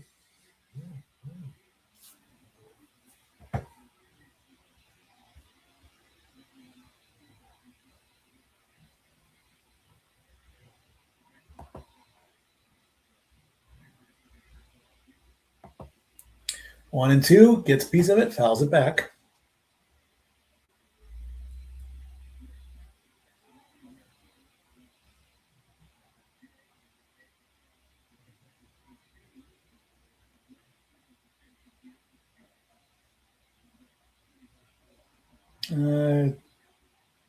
Shouldn't the count be 2-2?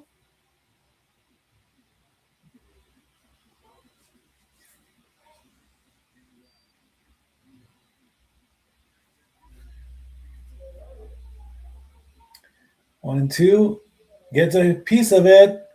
That's 1. But not out at first.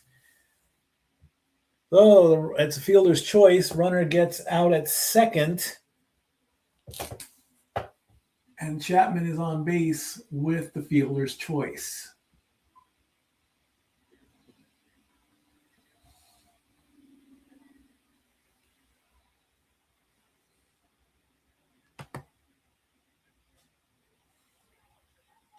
That was a grounder to shortstop, so that's a 6-5, or no, 6-4. And here comes Devers. First pitch to Devers, outside, ball 1.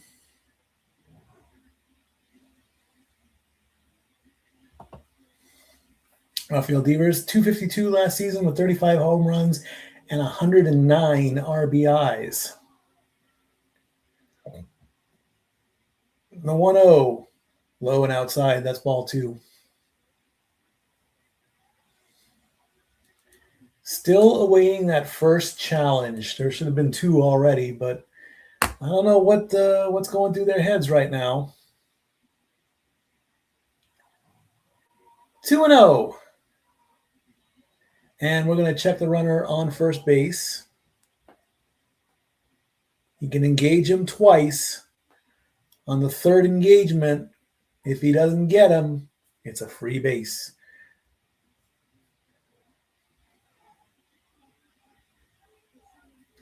The 2-0 to Devers. He gets a piece of it. It's flying out to shallow center, and it's going to drop for a base hit.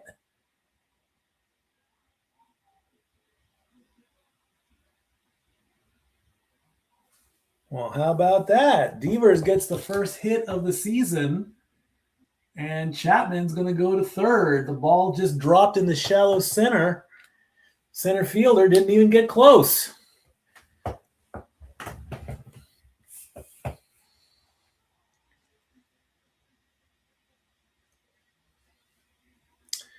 All right.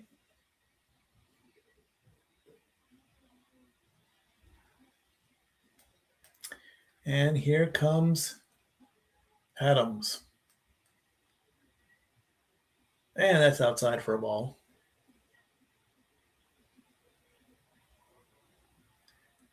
Willie Adams batted 225 last year with 30 home runs and 87 RBIs. Runners on the corners. The 1-0. That's in there for a strike.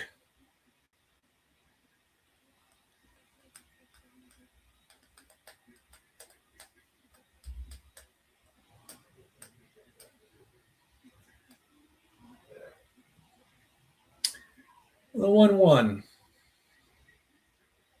That's low. That's outside. That's ball 2.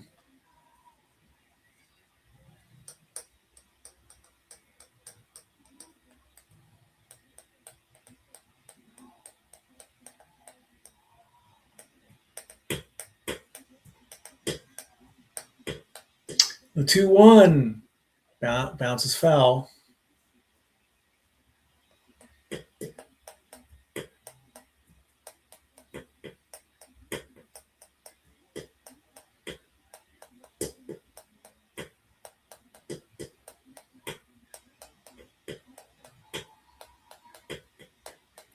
Two and 2 is the count.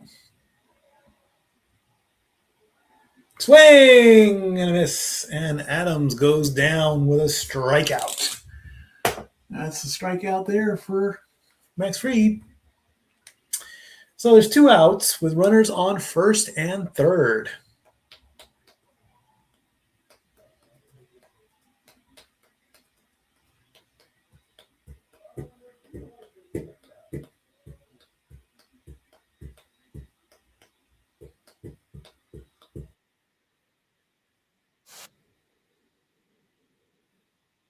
The first pitch, he gets a piece of it. It's going to go to the second baseman, which goes to the third baseman, and that's going to end the inning for the Giants.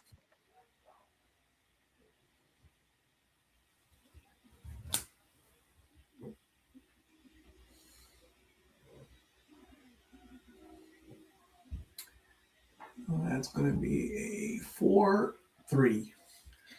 And the Giants they strand 2 as we go to the top of the second.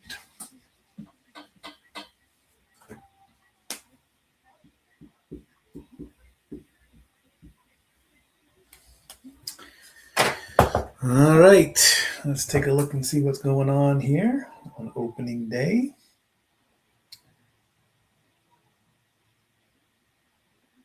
Let's see what's happening here.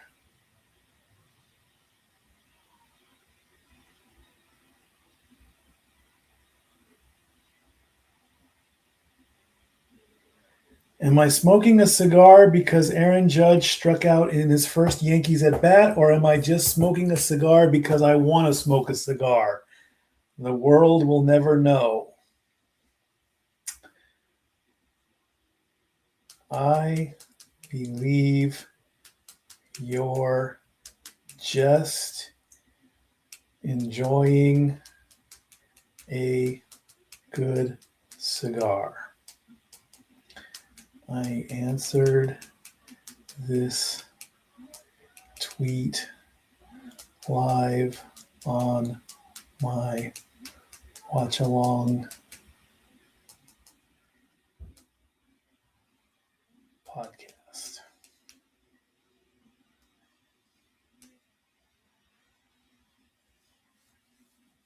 Maybe this is a thing. Who knows? Let's see.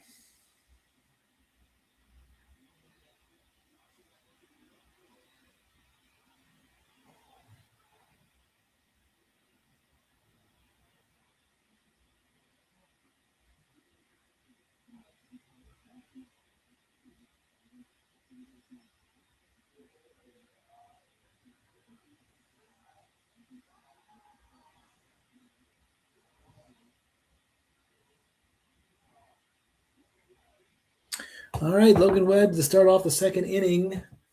to Ben Rice. First pitch, Rice gets a piece of it. It's going to trickle to the second baseman, who throws to the first baseman. And just like that, Rice is out. On a 4-3 ground out.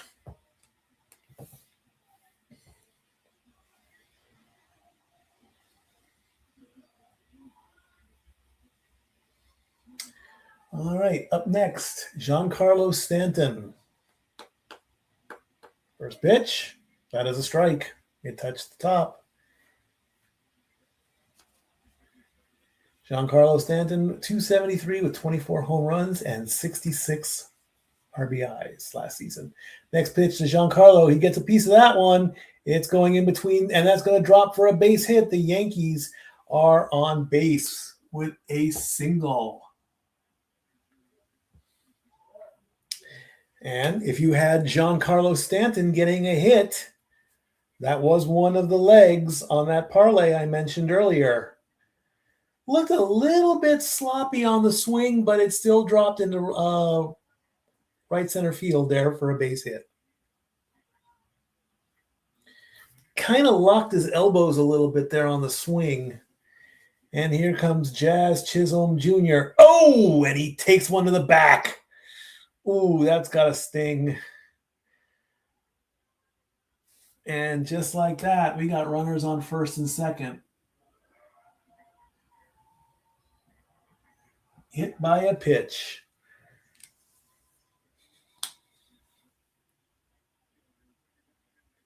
Let's take a look at that.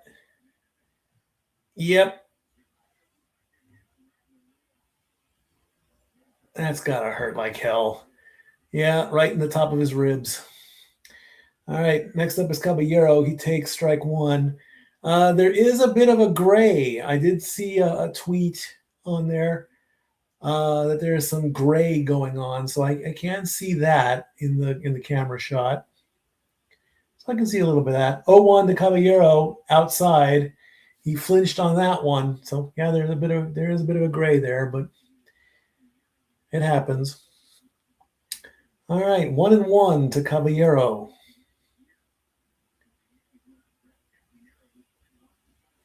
He gets a piece of that one. That's going to go down the left field, and that's going to be a hit. And it looks like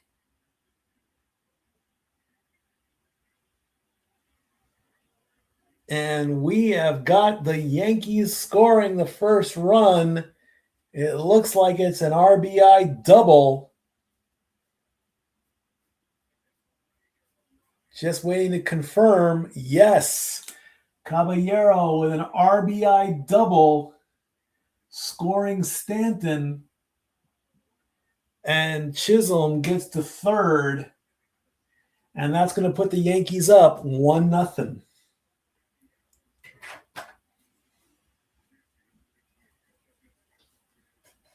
Don't remember if first pitch just touches the top of the strike zone to McMahon.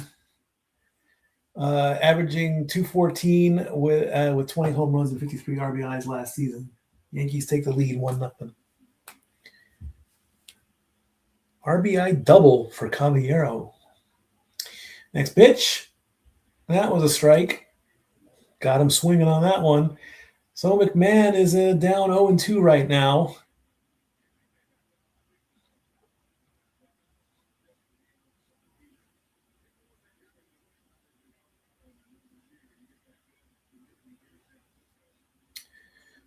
All right, next one. Got the piece of that one. It's going to go past the second baseman, and the Yankees score again, and they score two. McMahon with a 2-run RBI single puts the Yankees up 3-0.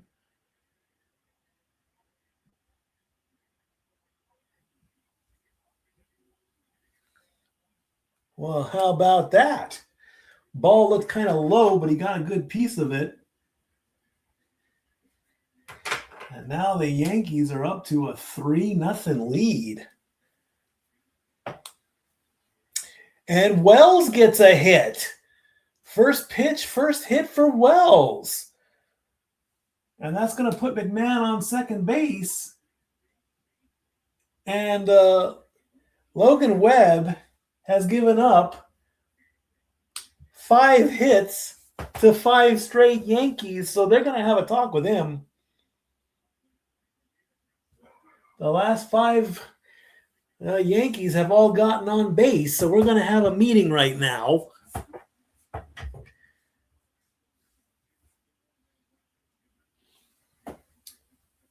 Trent Grisham is coming up to bat. He struck out his first at bat, so there's only 1 out. So I don't think you're going to want to warm up the bullpen just yet. Ball went right past him there. Almost. Oh!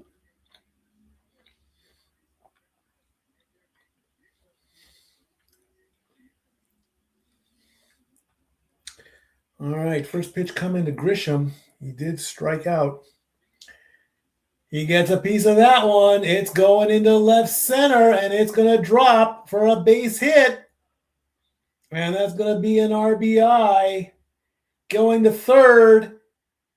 And I don't know what they're going to call that.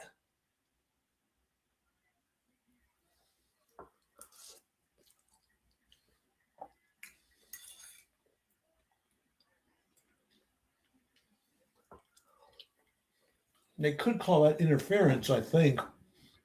Either way, 2 runs scored. Right now, they're calling it a 2-run RBI triple. And if it stands, they're checking on Grisham. Let's take a look at the replay. He gets a good swing on it. Nice and low. If he had a little more power, it would have gone out of the park. Ball's going to drop in near the wall. Right fielder gets it. Grisham takes off. Webb is really ticked off at that play. And then the slide, the ball hits Grisham, and he just plows right into the third baseman.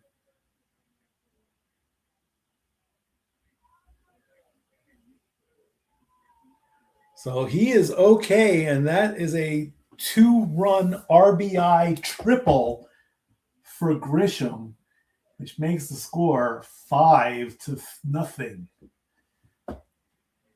And Aaron Judge is up at bat. He struck out his first inning, his first at bat. Yankees up to a quick 5-0 lead. That ball is way outside.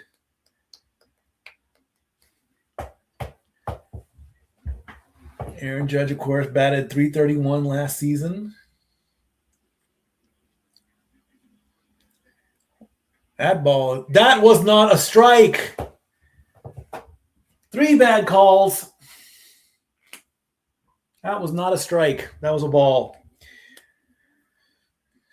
1-1 the count.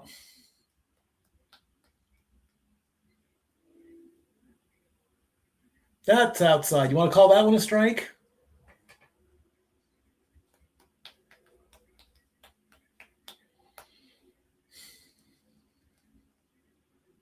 A nice big bubble. 2-1. That's on the line. That's a strike. 2-2 the count.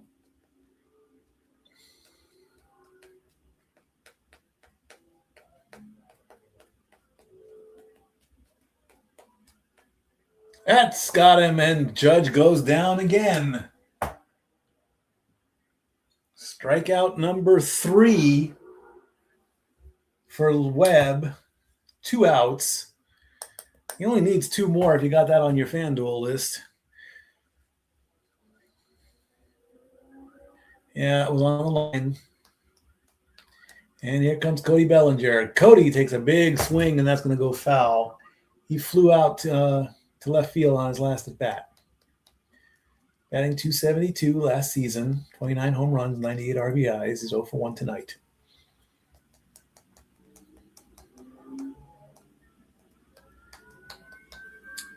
Way outside.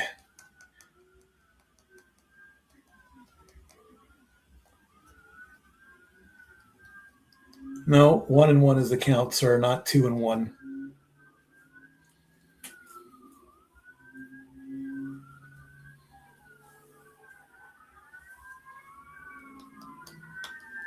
There go the sirens. The 1-1. Just nicked the top of it. I would have challenged that one, but I wasn't sure on that one, so that's not really a bad call, but it was called a strike. It looked a little bit high, but not bad enough to call it a bad call for me. That's a swing, and Cody goes down, and that is going to mercifully end the bleeding as the Yankees take a 5-0 lead.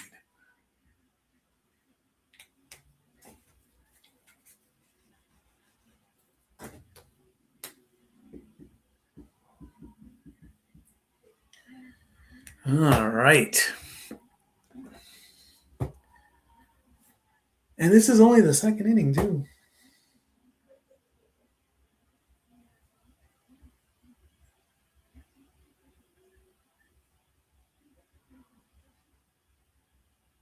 Let's see what's going on here.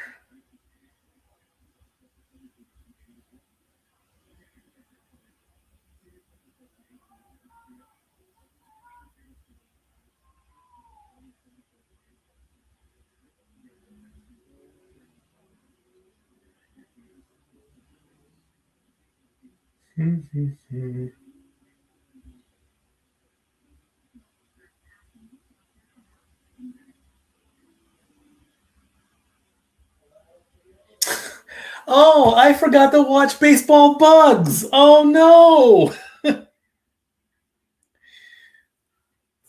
The tweet reads, "This is getting out of hand," and it's the Baseball Bugs GIF app. Oh, I totally forgot. I totally forgot to watch Baseball Bugs.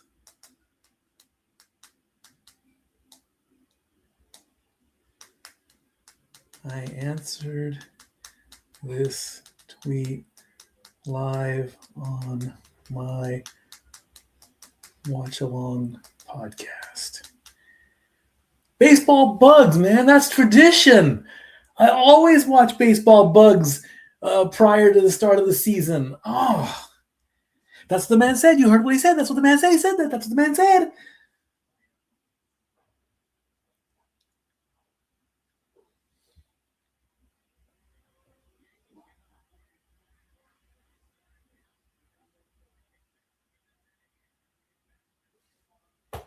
I totally forgot about baseball. I'm a bad Looney Tunes guy.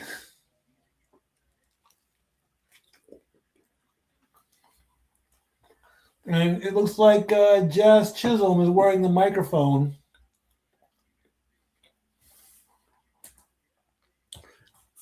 As we get strike one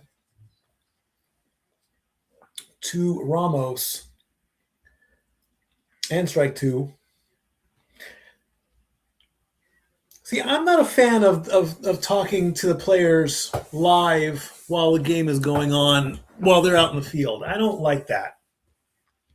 They need to focus on the game. Did he go? No, he didn't go.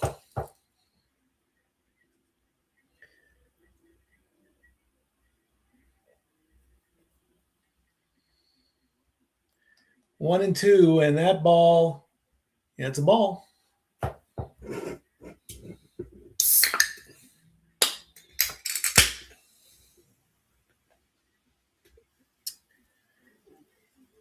One and two to Ramos. Got him swinging, and he goes down. Strikeout number 2 for Max Fried. And here comes Casey Schmidt. Casey Schmidt.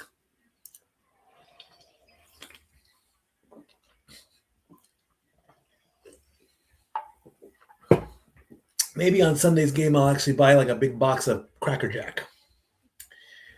First pitch, got him swinging. Ball was way outside.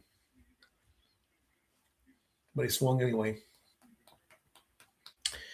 Casey Schmidt, batting .237 last season, 12 home runs, 40 RBIs. The 0-1, way up there, way outside. That's a ball.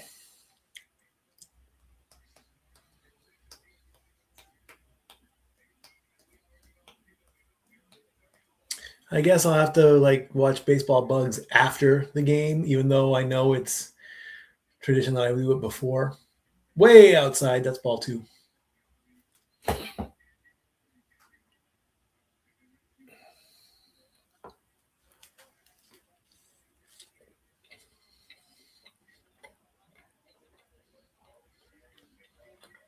One and 2 to count.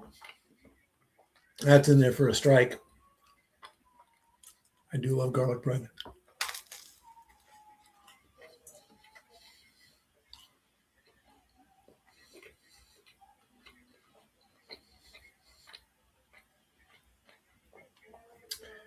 Two and 2 the count to Casey Smith.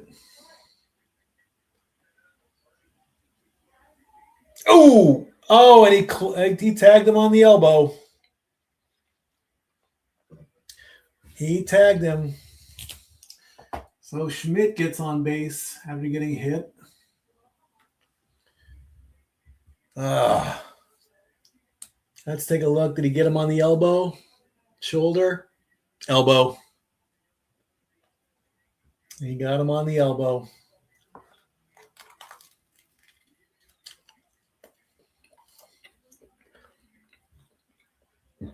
I'm just going to bring up Patrick Bailey. First pitch is a ball.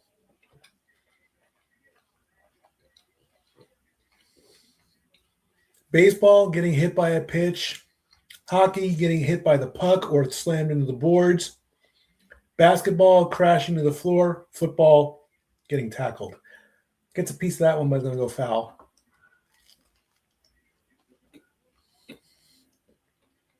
And trust me, I wouldn't want any of that to happen to me. I wouldn't survive. I'd be crying on the ground constantly.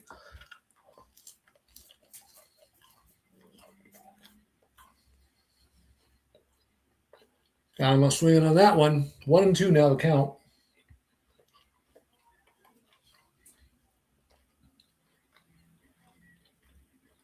Patrick Bailey last season batted .222 with only 6 home runs, 55 RBIs.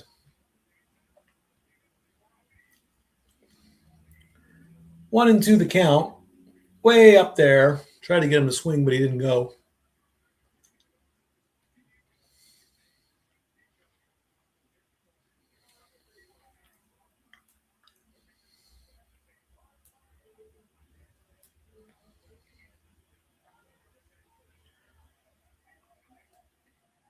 And he got him at the strikeout.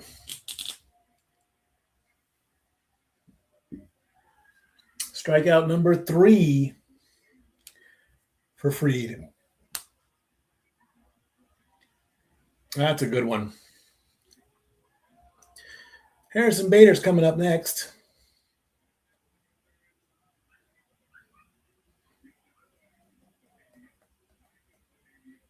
He gets a piece of that one, but it's going to go foul.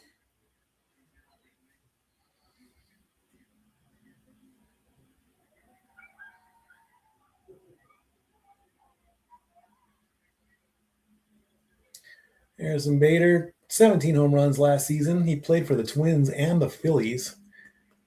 277 with 54 RBIs. Umpires aren't perfect. No kidding. This one's already screwed up 3 times. 0-2 the count to Bader.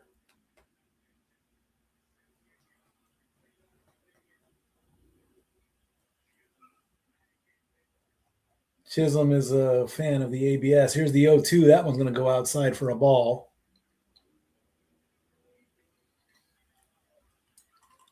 I don't know. I don't think right. Well, I mean, it's still early. It's only 2 innings. So, I mean,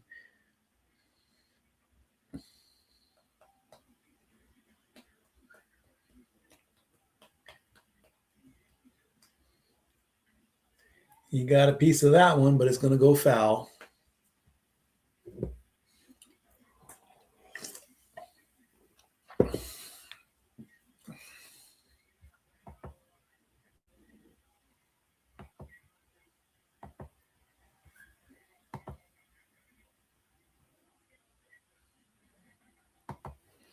Maybe that cigar helped. Maybe so. That got him, and that is strikeout number 4. 4 for Fried as we end the second inning.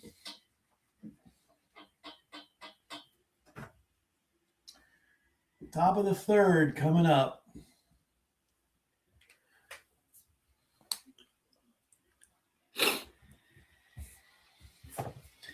All right, let's take a look and see what other tweets we can.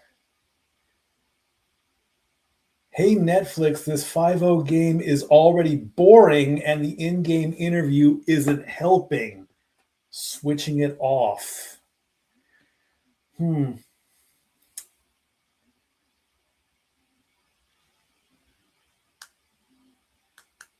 I agree with the in-game interview. Not a fan.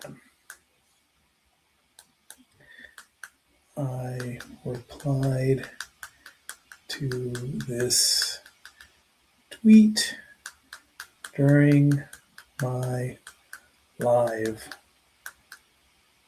watch along podcast.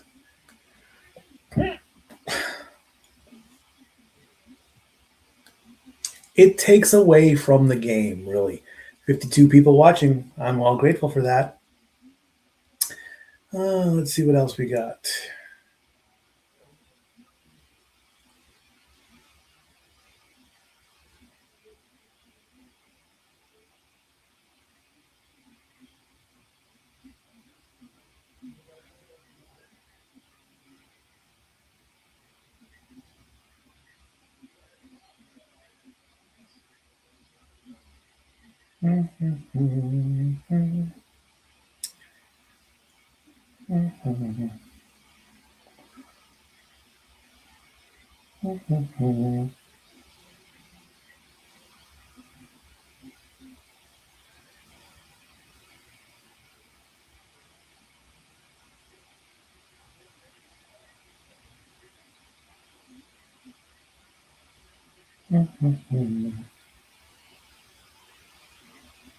Okay. We go to the third inning. Webb is pitching to Rice. Ben Rice, and first pitch is a ball. He's 0 for 1. He grounded out his first at bat. That one is low, and that one is a ball as well. I was anticipating a strike on that one.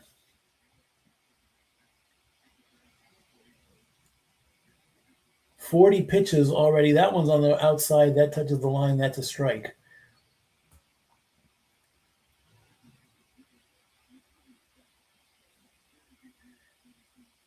$40 pitches in already, and we're only in the third inning. Gets a piece of that one. It's going to go foul. I'm just going to make the count 2-2.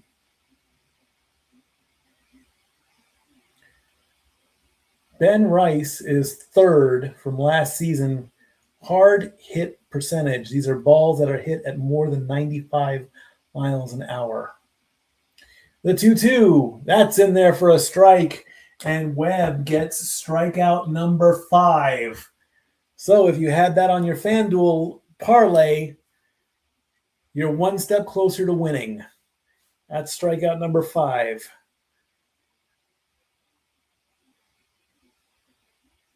You still need Judge and Giancarlo to hit a home run. And I don't remember what the other one was. Get to. That one's up there. That bad call. Bad call. Bad call number 4. That ball was too high. Come on, Giancarlo. You know better than that.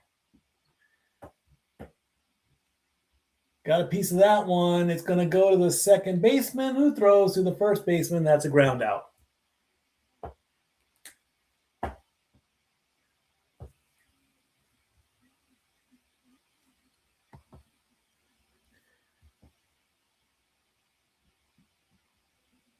And here comes Jazz Chisholm.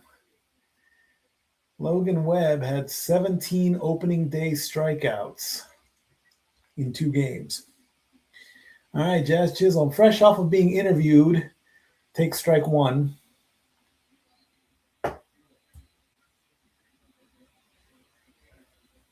He did get hit in his last at bat, and he did score.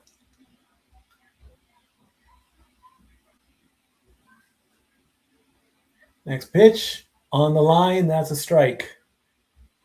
Do I hear a Dory Lou?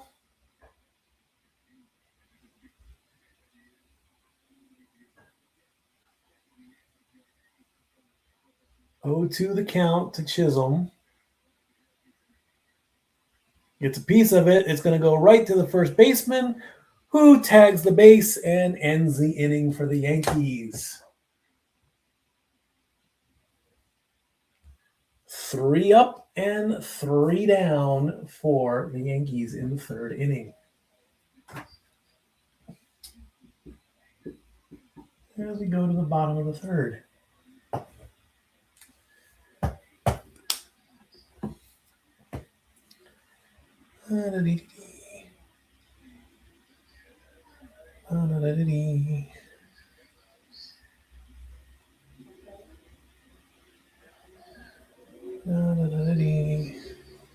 I absolutely despise this new trend of interviewing a player while he is literally in the diamond playing defense.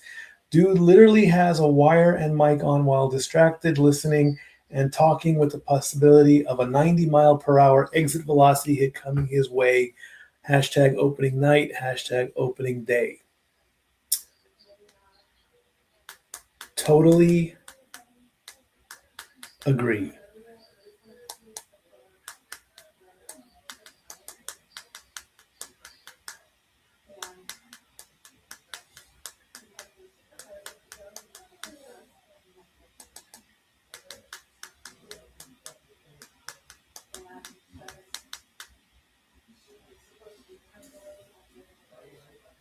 Couldn't have said it better myself.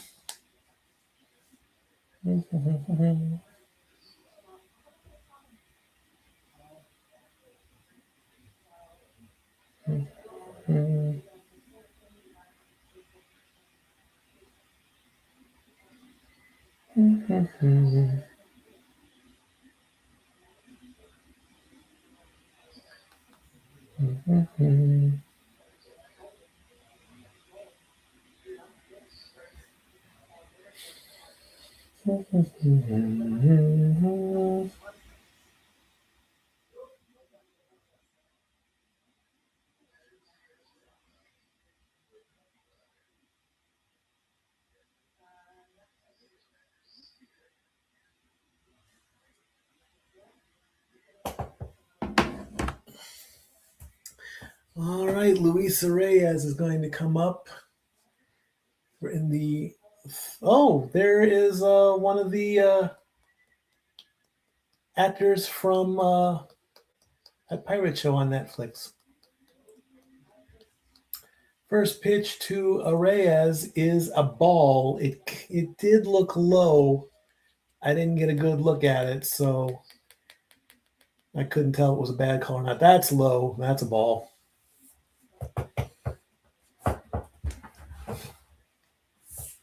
Luis Reyes walked in his first at bat. The 2-0 count. That's low.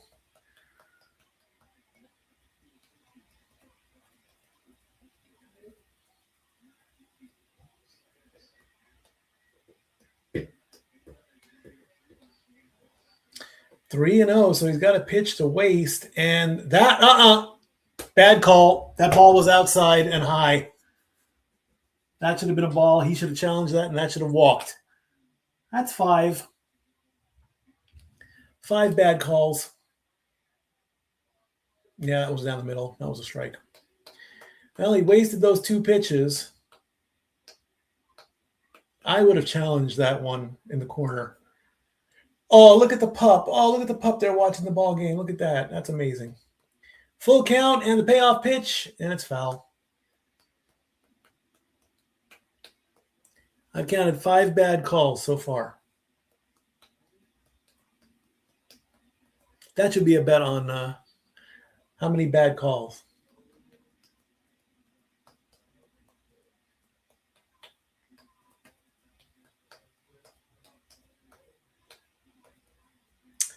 Payoff pitch to Arraez. He gets a piece of it and fouls it back.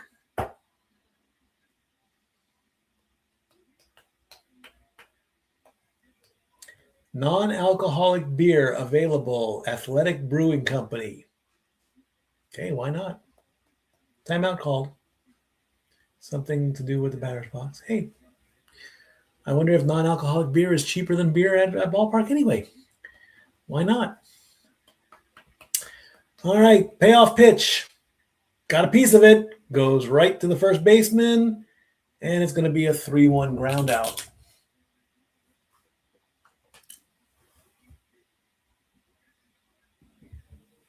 And here comes Chapman. And there's Bert Krischer again with the mascot for the Giants out there on a kayak. Don't know if any ball is going to get to go out there in McCovey Cove. Is that guy grilling? Does he have a grill on his boat? He's holding up a spatula. Can you have a grill on a boat? That was on the outside corner. That's a strike. Well, it's not a big enough boat, really. I mean, it's got 4 people. A small grill on a boat? Hey, why not? Have a hamburger while you're out there. That ball is low, and it will be called a ball, so it's not a bad call. It looked like it touched the line, but he made the right one. And Krischer's camera is very, very choppy. So, and he's going to pop that one up, and it's going to go into left center, and the left fielder makes the catch. That's an F7. And that's going to bring up Rafael Devers.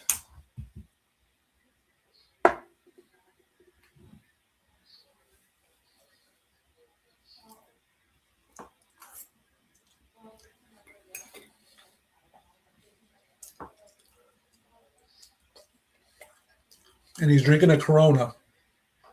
That's going to go low. That's going to go to the shortstop, who goes to the first baseman for a ground out, and that ends the 3rd inning for the Giants.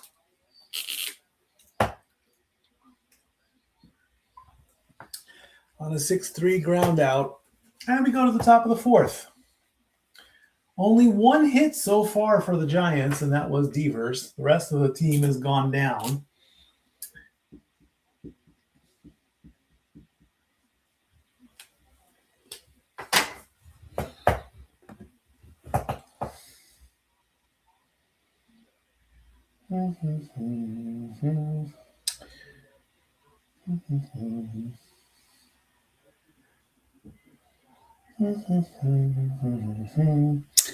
Let's take a look and see what is going on the social media.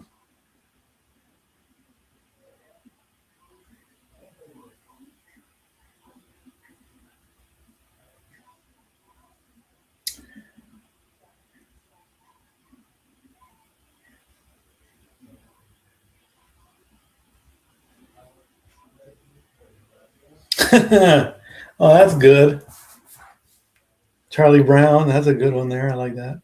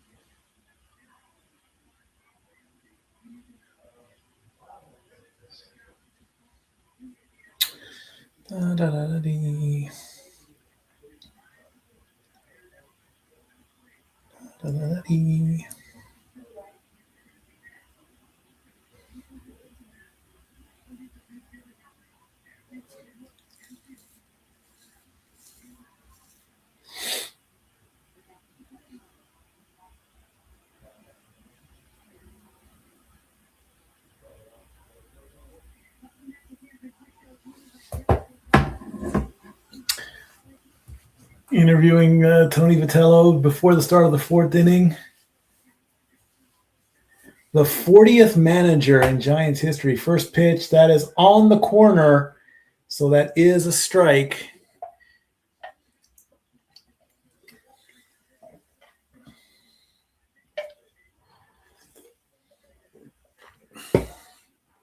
as we've got Caballero up. He's down 0-1 right now.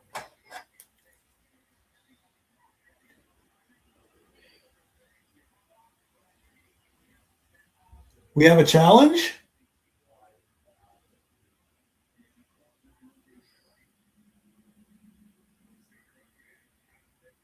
That's a strike.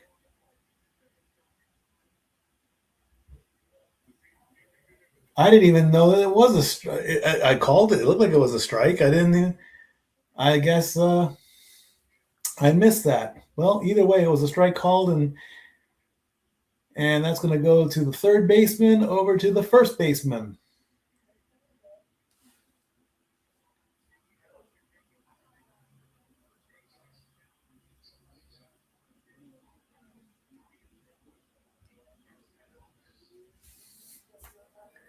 Well, I didn't even catch that it would be challenged, so I must have missed that. So that's a 5-3 ground out for Caballero. Here comes McMahon. So apparently there was a challenge. Where was it? Okay, it was that first pitch. So the call was upheld. So now the Yankees have one challenge left. He did challenge it, but it was deemed a strike. But it was still it was a right call. So that ball is on the corner. That's a strike to McMahon. Then the count is 2-1. So the first challenge has taken place in the 2026 season, and it was a failed challenge.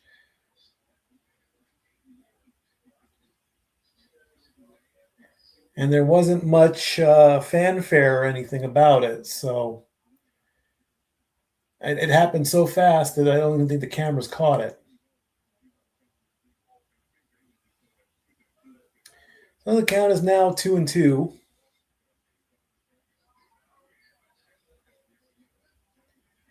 That ball is outside. That is 3-2. It's a full count.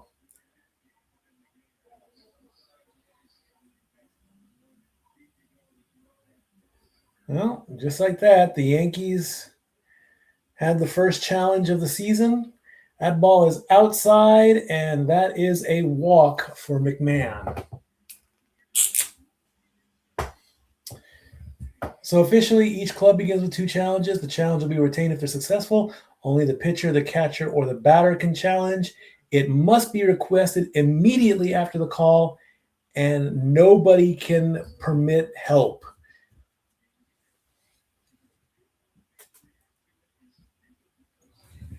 So they literally have like a second. In spring training, the Yankees were the third most team to challenge behind the Phillies and the Rangers. Gets a piece of that one. That one's foul. Count is now 1-1 to Austin Wells. So again, the first challenge of the 2026 season has been a failed challenge. And it happened so quick, I didn't even spot it.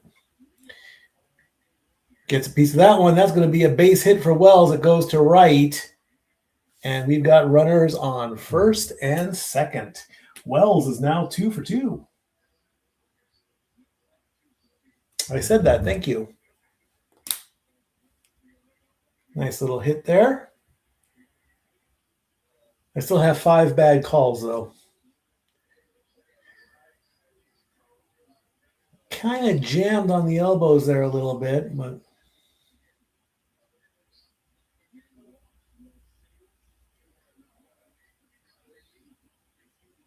that's going to foul, so that's going to be it. Well, got a piece of it, but still called a strike. And we've got Trent Grisham, who tripled at his last at-bat. Best hit so far of the season, even though the season's a day old. No home runs yet. That ball's outside.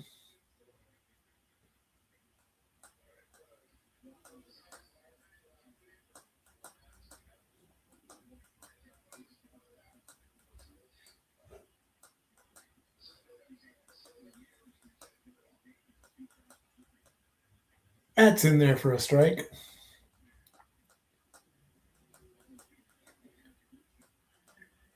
First opening day triple by a Yankee since 2009. 15 years ago it happened. Triples are rare.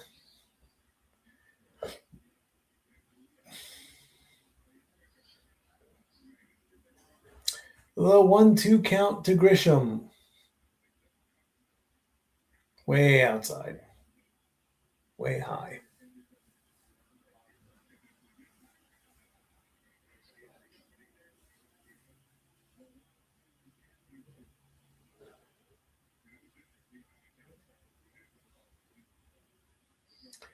Two and two to Grisham.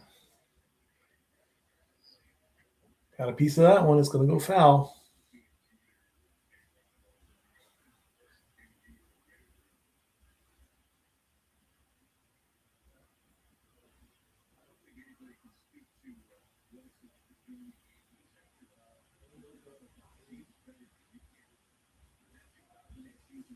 All right, 2 and 2. Here it comes. Got a piece of it. It's going to go into shallow center, and it's going to be a sliding catch.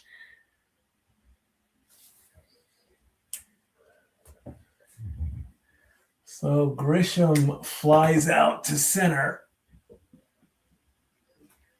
And that's going to bring up Aaron Judge, who's 0 for 2. Nice sliding catch there.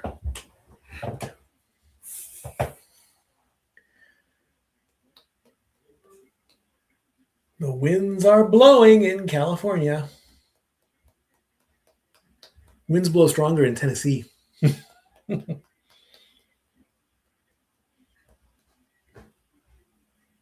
Aaron Judge, swing and a miss. I do kind of miss sunny California. I don't miss California rain. I'll say that much. 2 strikeouts so far for the Judge. That one's outside.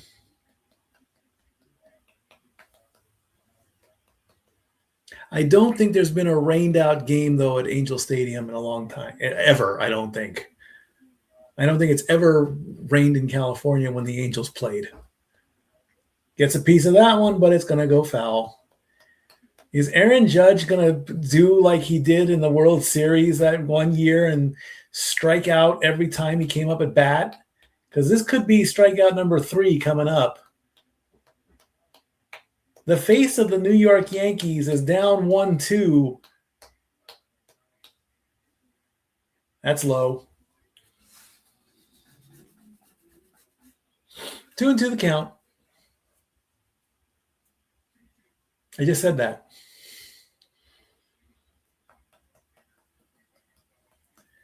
Logan Webb is up there at 70 pitches. And he got him. He struck him out again. Take the Judge off the bench because he's struck out 3 times. Unbelievable on that one. Well, he can, let's see. 1, 2, 3, that'd be the 6th. 1, 2, 3, that'll be the 7th. 1, 2, 3, that would be the 8th. He could come up in the 9th.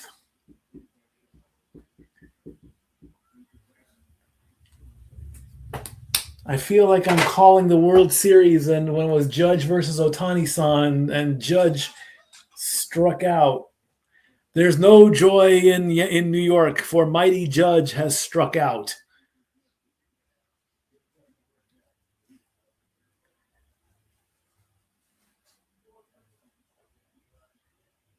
Gas in California is at $8.21. Holy cow. $8.21 is like almost a value meal. Unbelievable.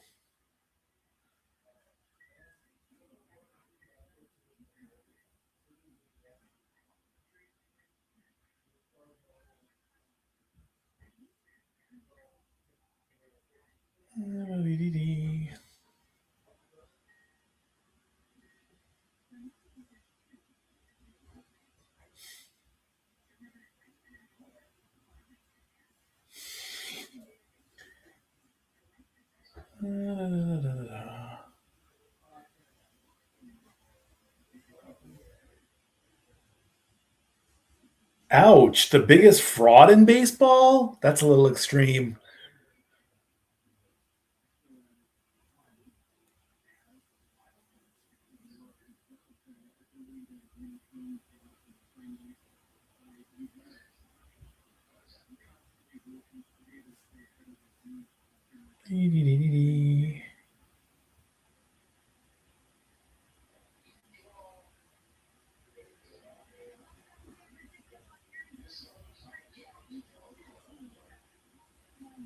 Logan Webb completes his 1,000 strikeout tally.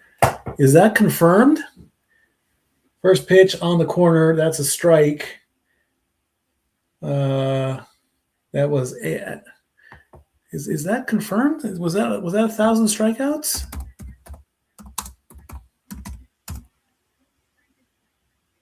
That was a strike. I want to confirm this really quickly. Stats, pitching, K, 994, 995, 996, 997, 998, 999, 1,000. Yep, that is 1,000 strikeouts for Logan Webb in his career. Well, how about that? The 0-2 to 8 Adams. That's way outside. Now, I'm looking right at it. Career 994 at the end of 2025. 1, 2, 3, 4, 5, 6. Yep. Well, how about that? Congrats. Well, that gets a stat boy approved.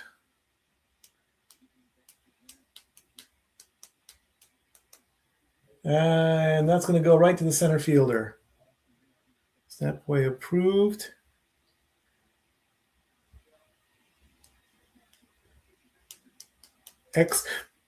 Excellent stat work. Thank you. Well done. Well said. 1,000 strikeouts. How about that? That's historical there. All right, one away, and that ball is way wild as it's Jung-Hoo Lee.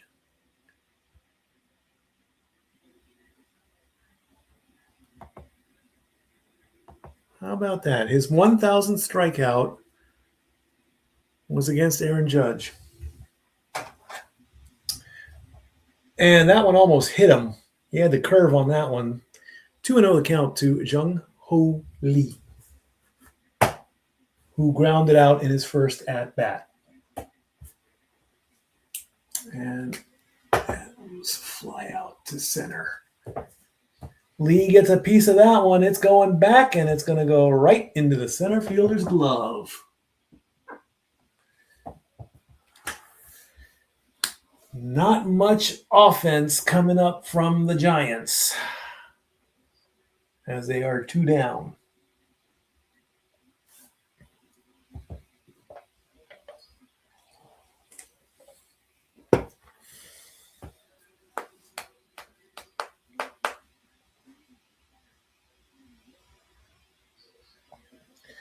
Yes, he has retired 7 in a row. Well, let's take a look at 1, 2, 3, 4, 5. Yep, that's 7 in a row. And here's Heliot Ramos.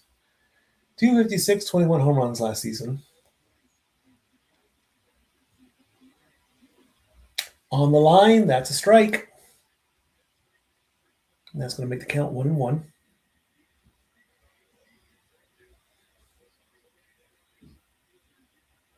Okay, now they're stretching for stats.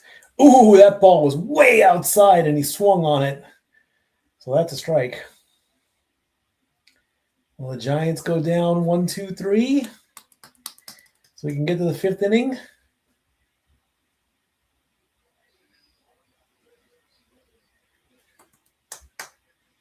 Nope, he got a piece of that one, and it's going to drop for a base hit. Only the second hit by the Giants this game. No worry there, Max. You're okay. It's only 2 hits.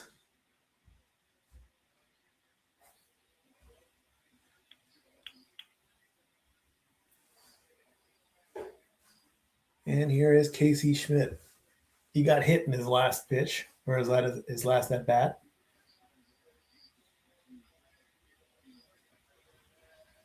First pitch there, outside. That's a ball.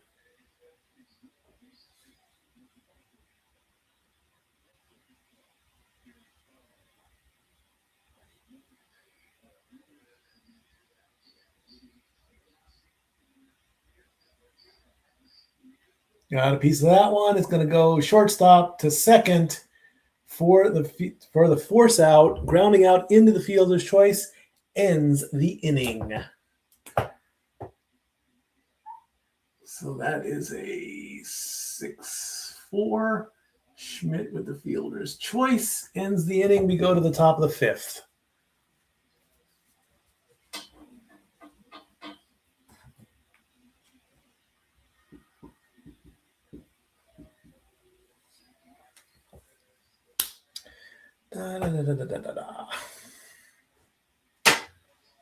Gotta finish my dinner.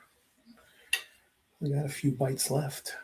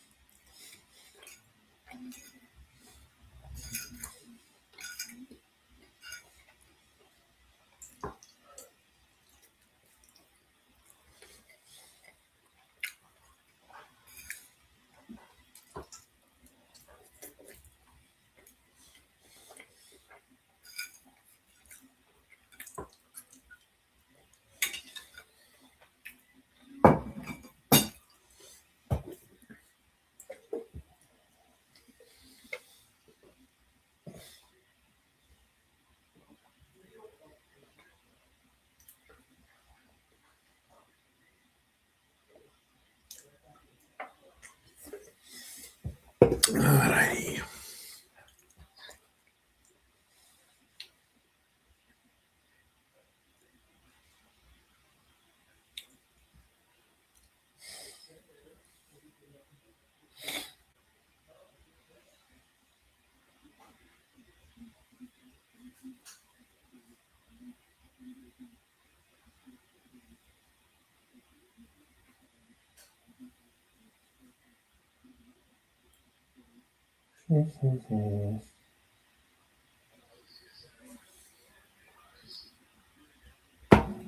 Cody Bellinger comes up first pitch and gets himself a single. Single to right. Let's take a look at that one. It happened so quick. Just ding.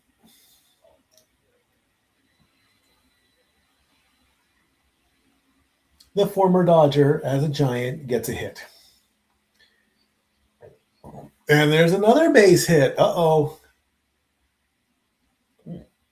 And that's going to advance. Rice comes up, and he gets a single, and Cody's going to go to third. It's starting again, back-to-back hits. How many hits we got here? Let's take a look. 1, 2, 3, 4, 5, 6, and technically getting hit by a pitch counts as a hit. So that's 7.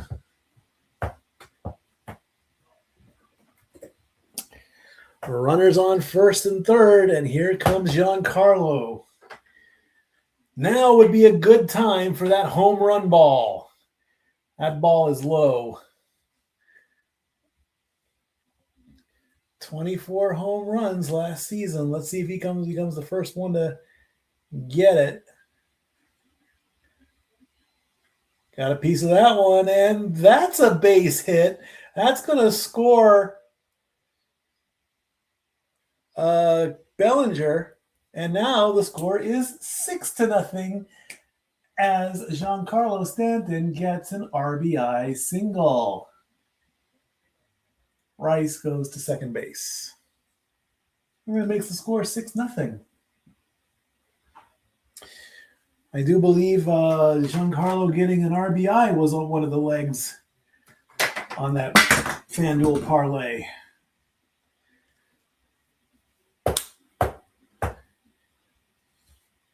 And Chaz Chisholm Jr. is up, and he takes ball one. And ball two. All right, there's got to be some bullpen activity at this point. You're down 6-0. You got to start thinking about pulling the pitcher. 77 pitches in, I would start warming up the bullpen right about now. Jazz goes going for the double. The ball goes loose. That might be an error. That's going to score a run for the Yankees to make it 7-0. Let's see how they're going to call that. The relay, they're probably going to call that an error. I don't think they're going to call that an RBI. Let's see how they're going to. Ball goes to the first baseman, who throws to the second baseman to get the force out. Second goes back to one. The ball goes loose.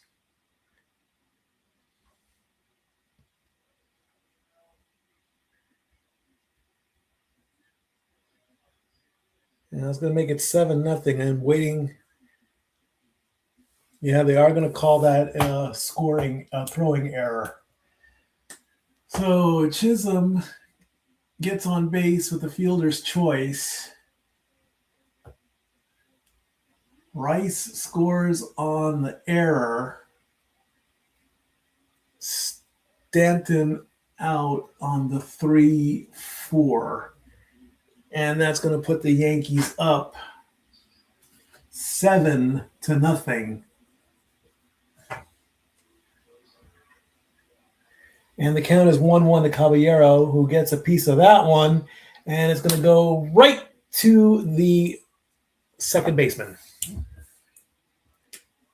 Oh, that's an F4. Ryan McMahon comes up. There are 2 outs. Look at that nice rowboat there.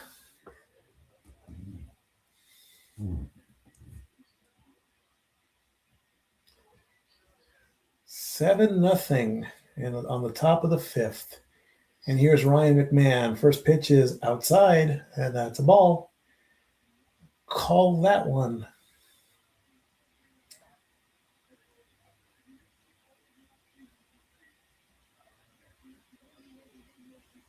Going to check the runner at first. 1 engagement.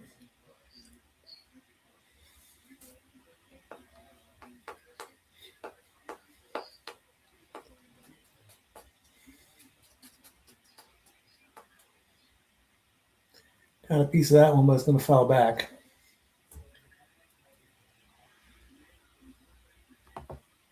And we are up to 54 people watching. Can we get it to 100 before the end of the game? We'll find out. In this 7-0 runner going, stolen base, yes. Chisholm with the first stolen base of the season.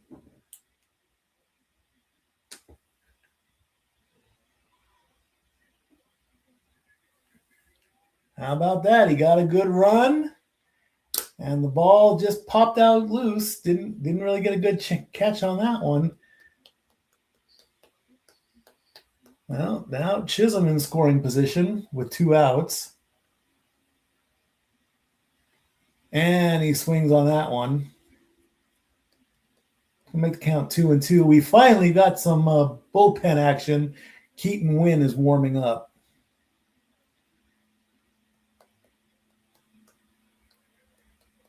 Webb at 85 pitches, so I would have got him out at 70. When you're down 5-0, 70 is the way to go. Did he go? He went. That's a strikeout.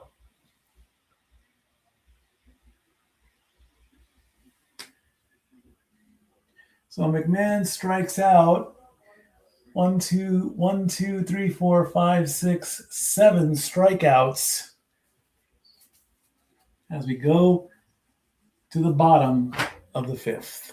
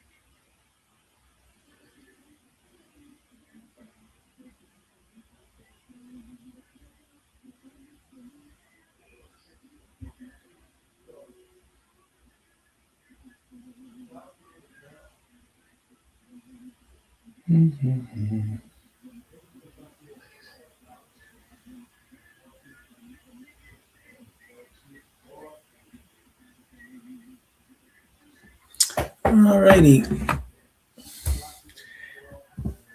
Bailey versus Max Fried as we go to the bottom of the fifth. Way out there. And Commissioner Rob Manfred is in the booth.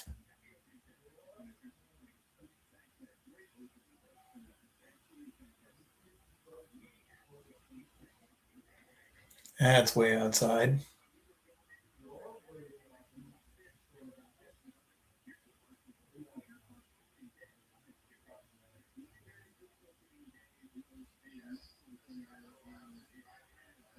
I don't remember my first opening day.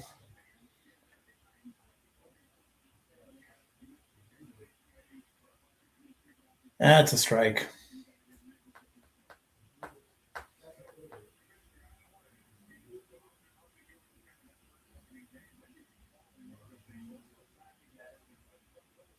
When did I fall in love with baseball?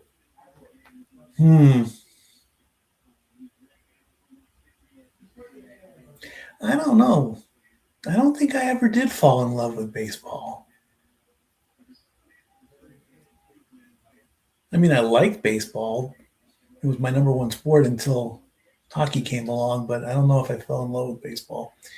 That's a strike. I didn't see if the thing was up there, but it was a strike. Full count to Bailey.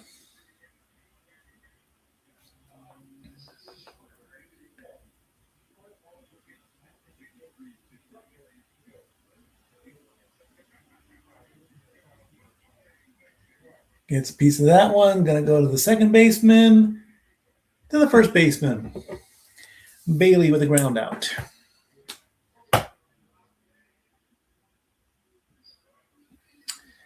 And here comes Harrison Bader.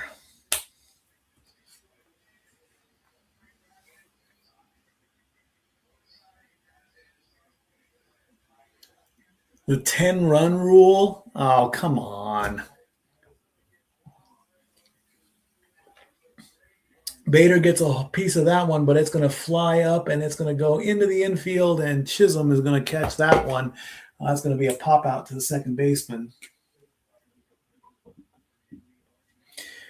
They're jokingly saying about a mercy rule. 10-run lead automatically gives you the game. Come on.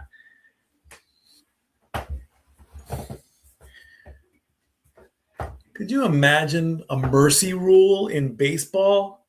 This isn't playground rules. Didn't get to see the strike zone on that one. It was called a strike. As Reyes, who walked, he's 0 for 1. Gets a piece of that one. It's going to go right to the first baseman, who is going to make the play himself and end the inning. We go to the top of the 6th. Well, I guess the Giants wanted to get the commissioner out of the booth as quickly as possible. That's what I'm expecting to read on social media right now. I don't know why, but the four commissioners in the 4 leagues, I don't think anybody likes them. They boo the NBA commissioner, they boo the ML, they boo the NFL, they boo Roger Goodell, they boo why? Is the commissioner the most hated person in any sports league? He's the boss. How about that?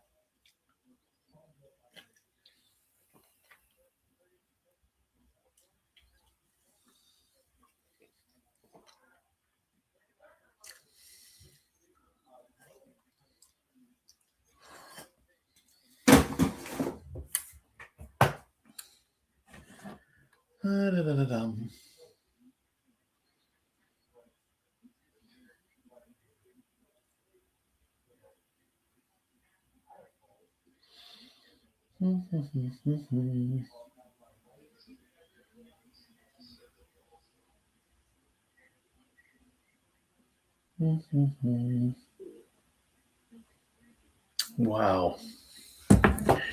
Why am I blanking on everybody's name? Major League Sports Commissioners.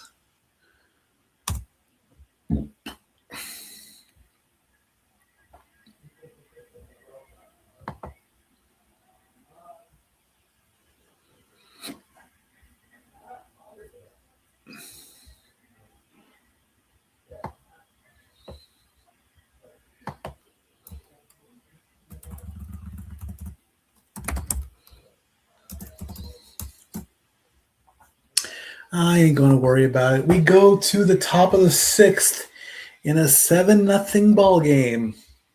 And now Keaton Wynn has taken over for the Giants. He pitched in 7 games last season, has an ERA of 4.5.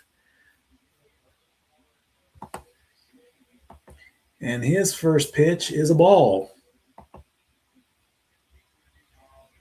We'll get the numbers on Webb in just a second. Austin Wells is 2 for 2. He's the best batter so far tonight. He's going to whiff on that one, and that's going to be a strike.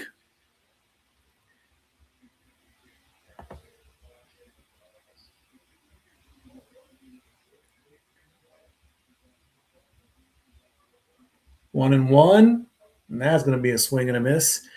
Logan Webb, 5 innings pitched, 9 hits, 7 runs, 6 of them earned, 1 walk, and 7 strikeouts. 86 total pitches, giving him an ERA of 10.8. The 1 and 2, and that ball is in the dirt.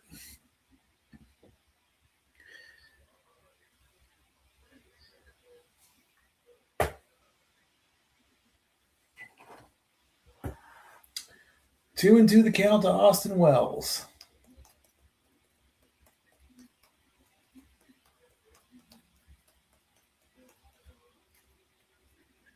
Got a piece of it. It's going to go foul.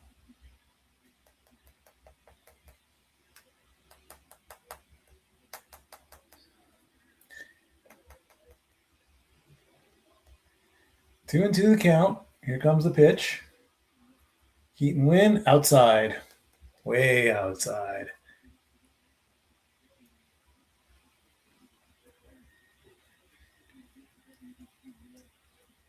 Full count to Austin Wells. Gets a piece of that one. Is it going to stay? No, it goes to the right of the foul pole. That's the best chance they had at the long ball. That was the best one so far. It went foul. Let's take a look at that hit. Let's see. Good swing. And it's going to curve. Good. Almost hit that lady. Full count. That's popped. He should have let that one go. That one ball was high. He would have been on base.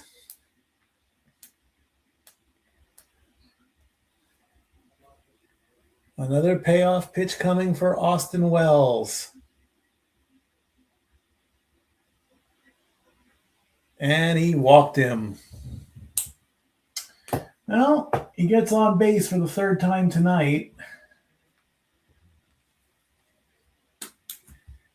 And that's going to bring up Trent Grisham, who tripled on his second at bat. He's 1 for 3.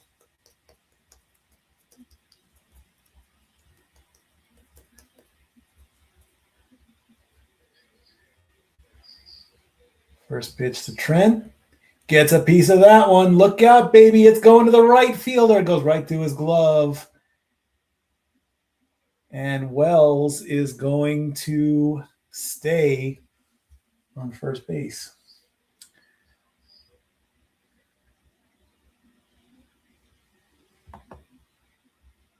Got a fly ball to right.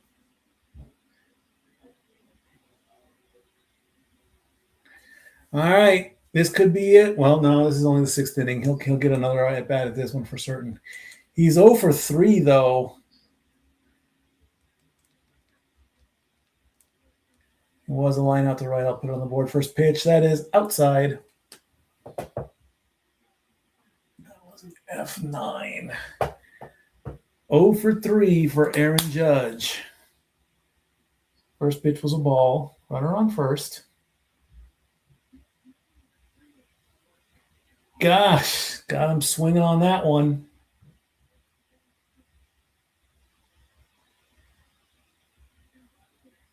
I bet all the FanDuel players are regretting making that bet now. I'm glad I didn't do it. I wanted to, but I didn't. Okay, it looked like the catcher just disappeared on that play, on that pitch. I don't know what's going on with the camera work on that one, but that was a foul ball. 1-2 the count. That's in the dirt.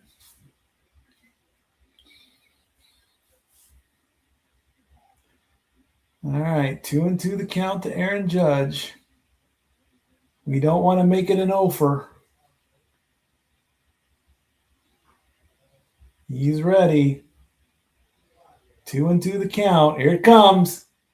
Foul off his ankle.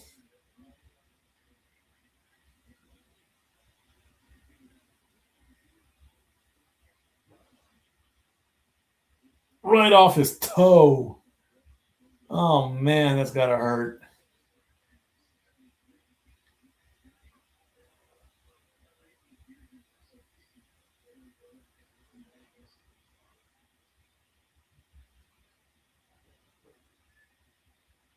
All right, 2-2 the count.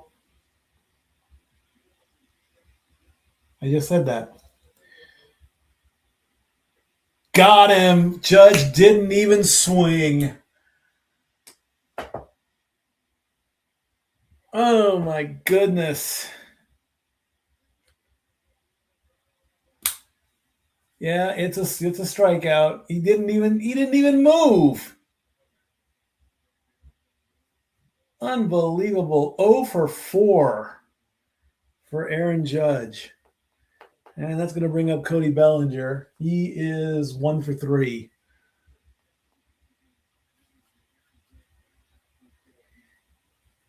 He'll get one more at bat at least, I think. Yeah, that's a strike. It touched the corner.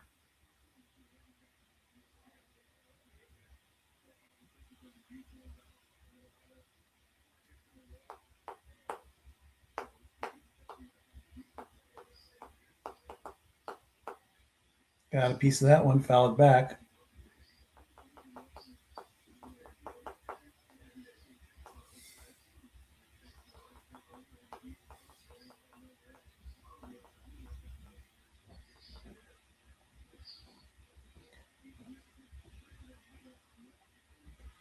Swing and a miss, and down goes Cody to end the 6th inning for the Yankees.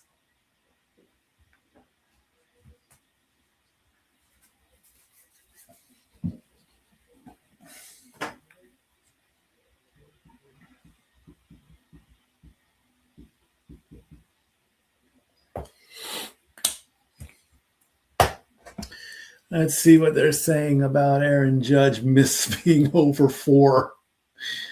Oh my gosh.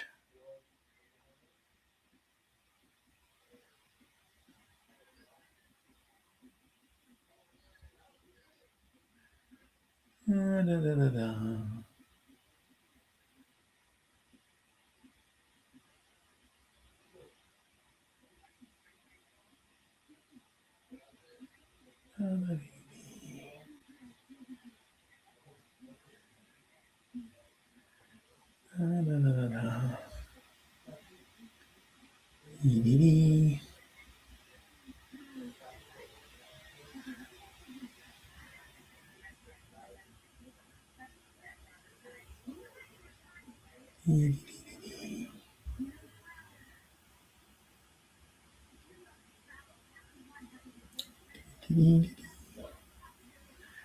Pathetic.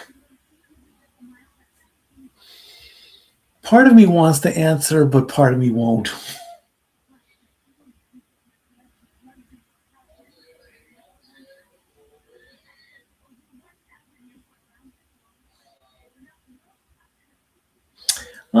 Here's a good one. All this talk about crazy new ballpark food items around the MLB, but these are the best things to eat at a baseball game. Number 5, popcorn. Number 4, ice cream in a helmet. Number 3, peanuts in a shell, meaning you crack the peanuts in. Number 2, nachos with yellow cheese. And number 1, hot dogs.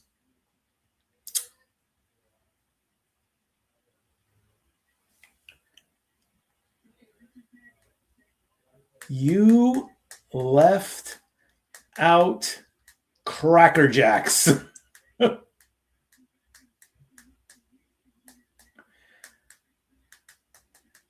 replied to this tweet live on my Watch Along podcast.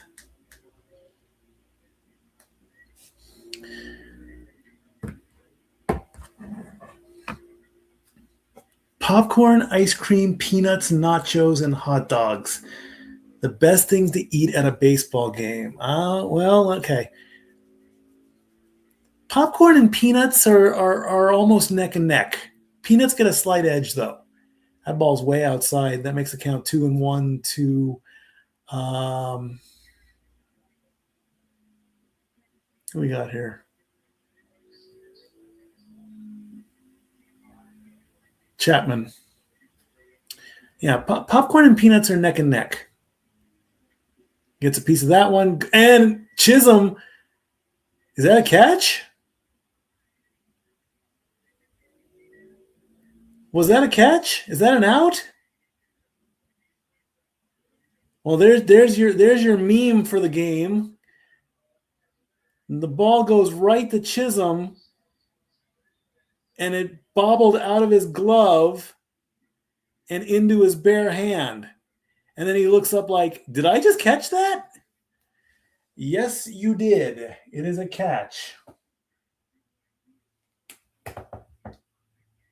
F4.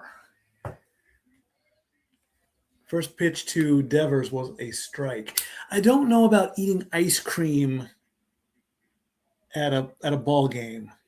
That ball is going to go foul over the first base line. Ice cream sandwiches, maybe. But as far as like an ice cream sundae, I don't see that many people eating ice cream because it's summertime. It melts. It gets all over the place. I don't know about ice cream. Nachos, I can agree with. Not nachos, yes. You know, that's going to be line to the right field, and that's going to put Devers down for the second out. Nachos, I can agree with. Hot dogs, I can agree with. Popcorn and peanuts, neck and neck. I guess the only one I really don't agree with is ice cream. I really don't. I don't know about ice cream at a baseball game.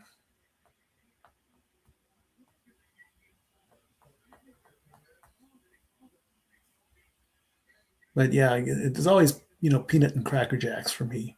That's the way it was. And Willie Adams is up next, and the first pitch was a ball. It's a good list. It is a good list. I'll say that. But peanuts and Cracker Jack go together, so he gets a piece of that one, and it's going to go right to the right fielder, and that's going to end the inning for the Giants. Sunflower seeds. That could be a good one, but do you really eat sunflower seeds? I mean, majority of it you just crack them and all that. As we go to the top of the seventh.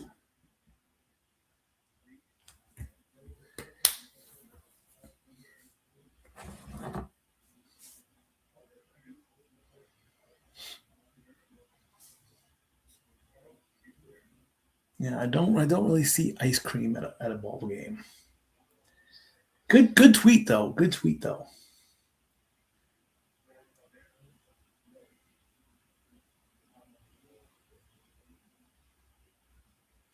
Oh, Dory Woo. Would you like to weigh in on something, please?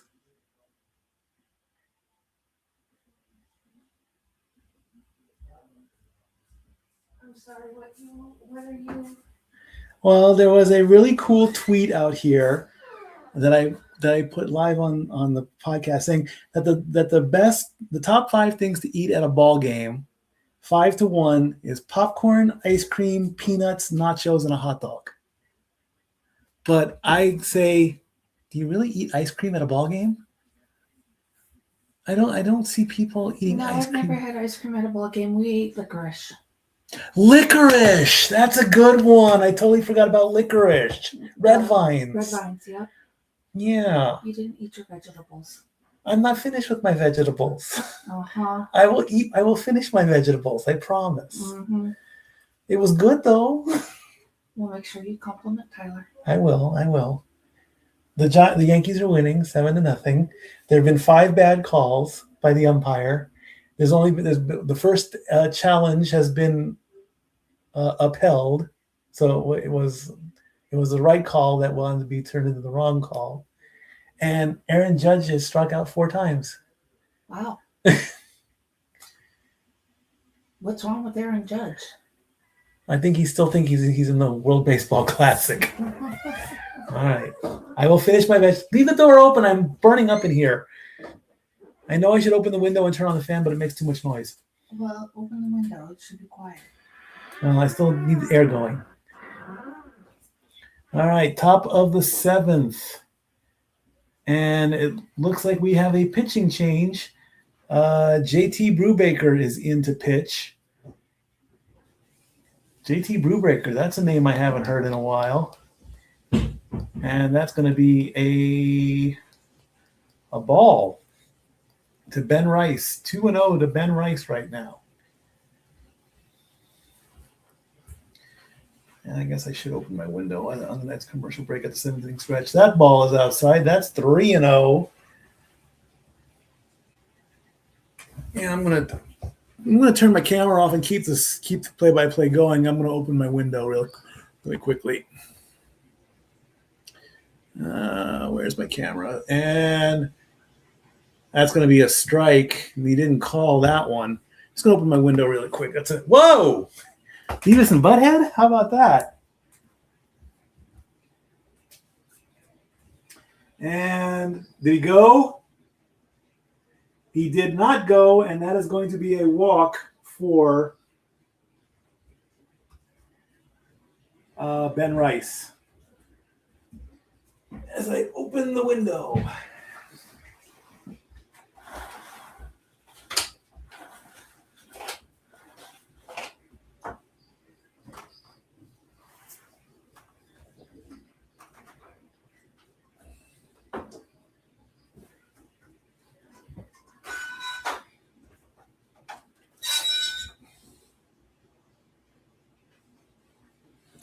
All right, that's going to bring up Giancarlo Stanton.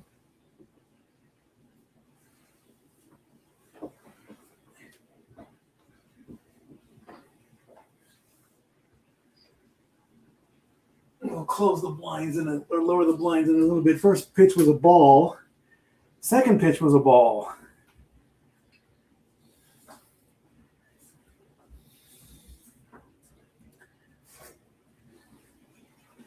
Next pitch, that's down the middle for a strike.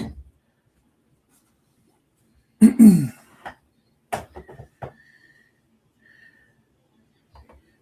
I am. 52 people watching. Very good. 2-1 to Giancarlo. He swings, and that's a strike.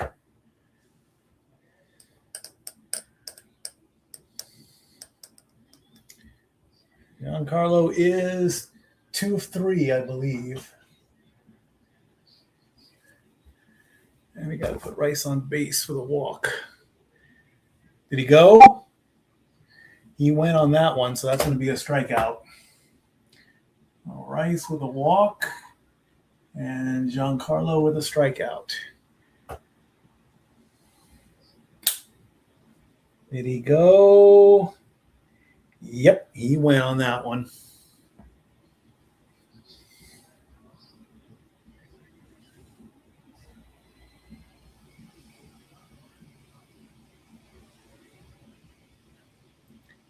Chisholm, it comes up, and he just rips one to right.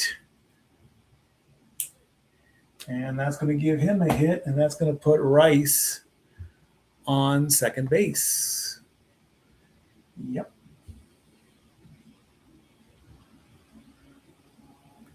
All right, runners on first and second. And here comes Caballero. Nice little blooper there.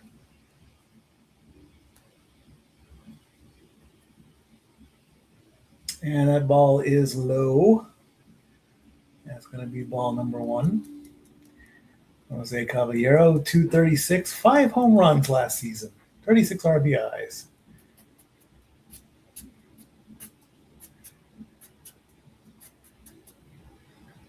He's going to get a piece of that one. We go to second, and we go to first, and we've got a nice little double play.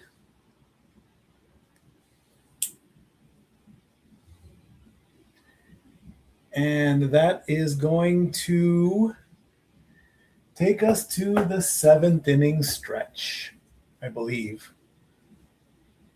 Yep, 7th inning stretch.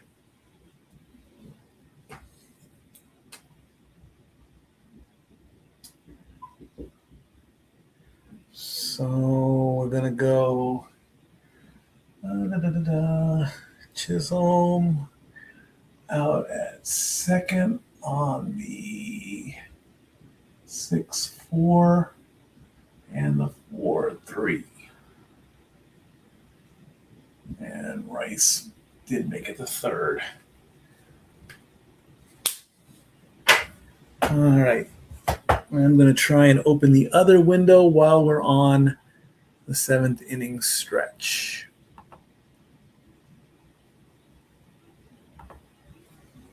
I'm going to open the other window here really, really quickly.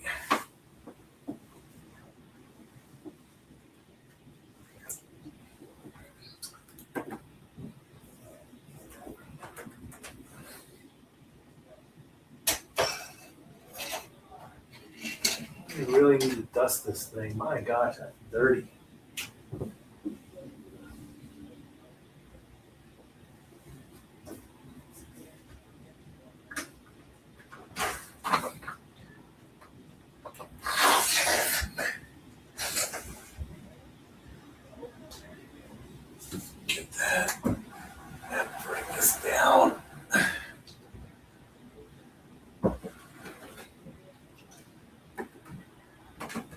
Okay, I'll get some air going in here.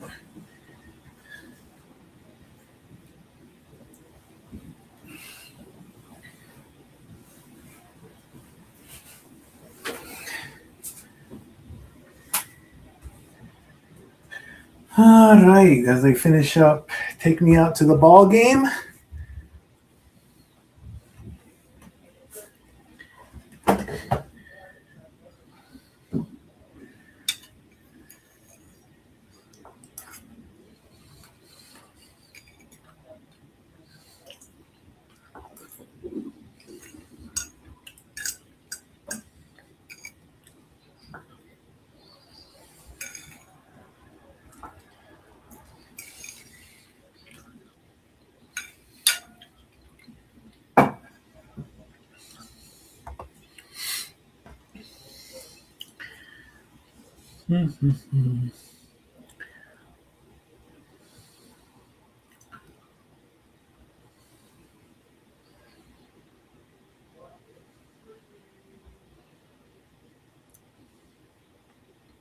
Huge fail by Netflix for not showing the first ever ABS challenge.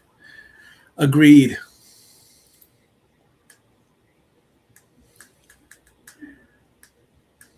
Agreed. It happened so quick.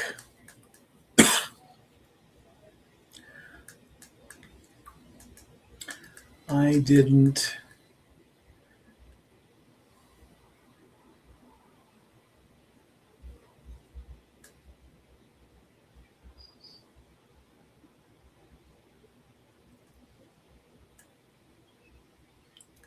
even know it took place.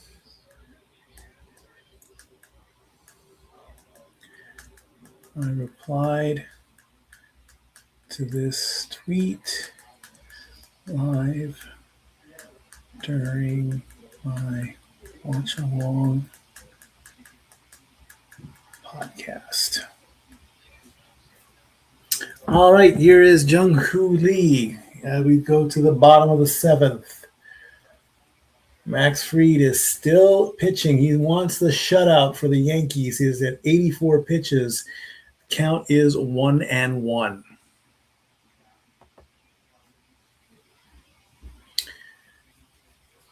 Pitch number 85. That's a foul ball. It's going to make the count 1-2. And there is some action. Jake Bird is in the bullpen. Kind of would have wanted to see Fried go for the shutout.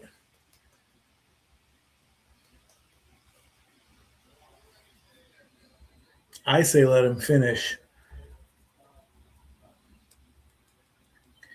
That pitch was high, but Jung-Hoo got a hold of it. But it goes to the left fielder.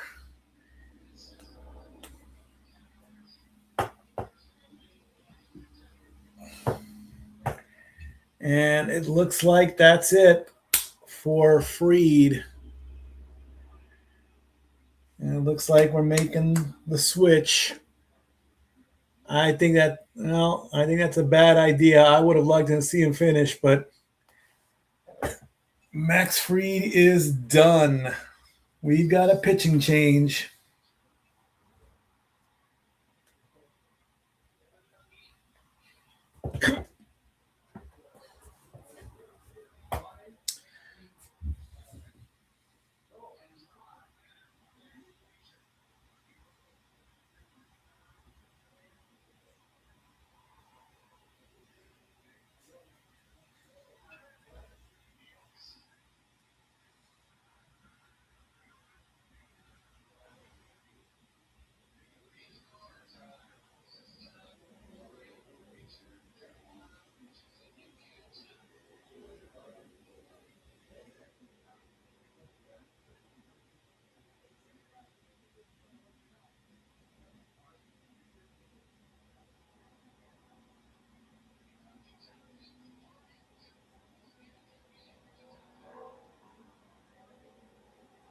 So Jake Bird is going to come in. Let's get the numbers on Fried.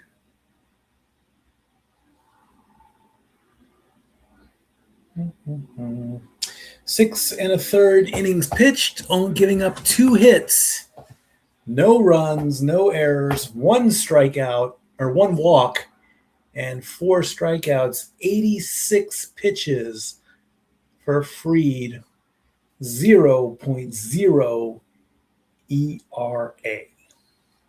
Jake Bird is going to come in.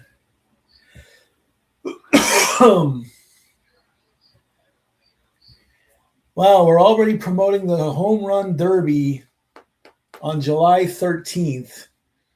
That's 2.5 months away. And Jake Bird's first pitch to Ramos is going to go way up top for a ball. 48 pitches, a 4.2 record with an ERA of 5.53, 66 strikeouts.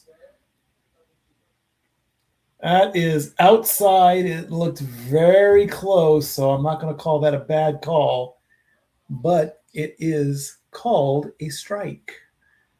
I'm not going to call that a bad call. It looked way too close, so a little bit more further out. That's a swing and a miss, and that's going to make the count 1-2. Elliot Ramos 1 for 2 with a single. Uh-oh. Don't buffer on me now. Oh, no. Don't freeze up on me now. Come on. Thank you. All right, 1-2 to Ramos. I might be a little bit behind. That's way outside. Had a nice little curve on it, though.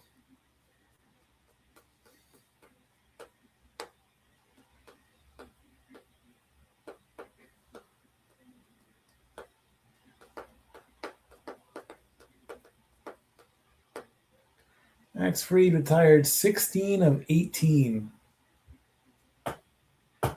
Yep, I would say so.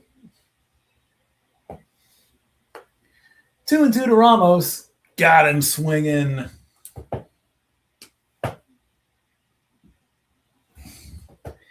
And that's going to bring up Schmidt. Casey Schmidt, who got hit by a pitch and was reached on the fielder's choice.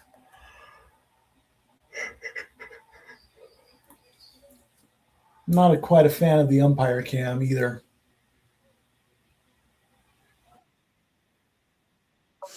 Strike. Casey Schmidt, 237 last season, 12 home runs, 40 RBIs. And that's going to go over the pitcher's head to the second baseman. And he got him. It almost looked like his foot was off the bag on that one. But it's a ground out.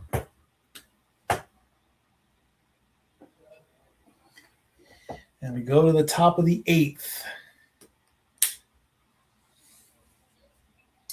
It's going to be McMahon, Wells, and Grisham. So Aaron Judge is going to have one more chance to get something as we go to the top of the 8th.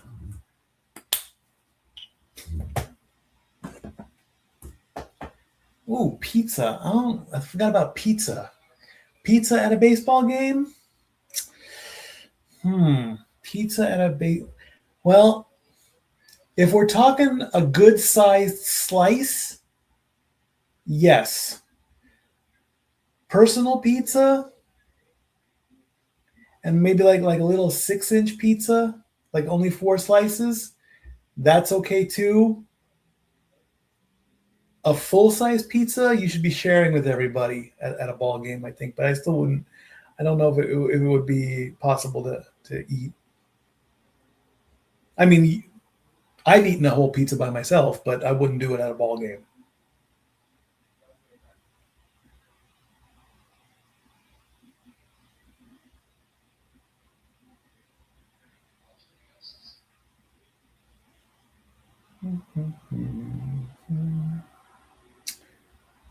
Let's see here.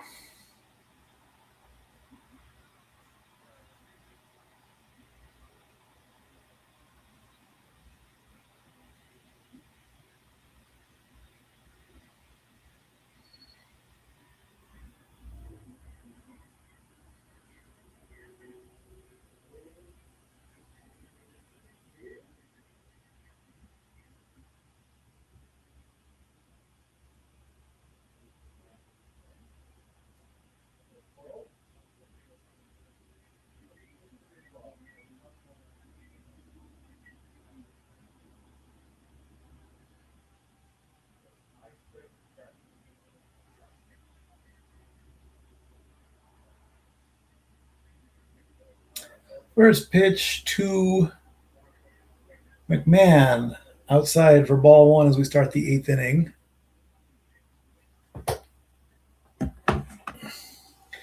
Next pitch, swing and a miss.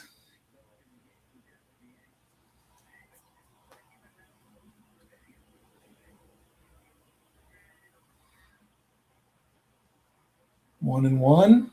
That's in there for a strike, right in the middle.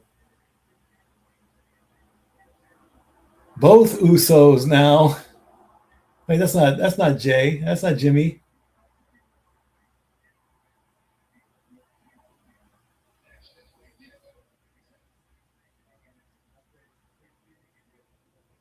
Is that Jacob? Is that Jacob and Jay? Yeah, I think it's Jacob and Jay.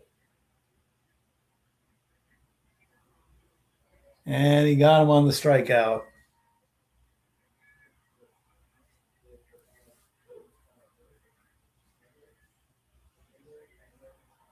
Can we let Jay Uso talk?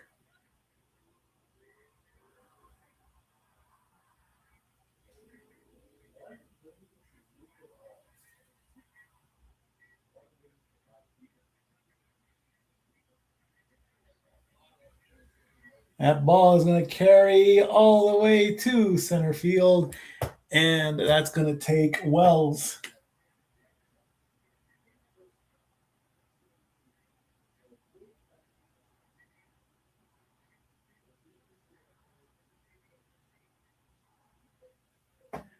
That was a strikeout, and that was a flyout.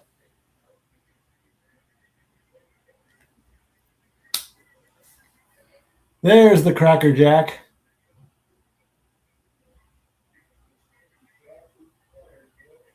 First pitch to Grisham is a strike.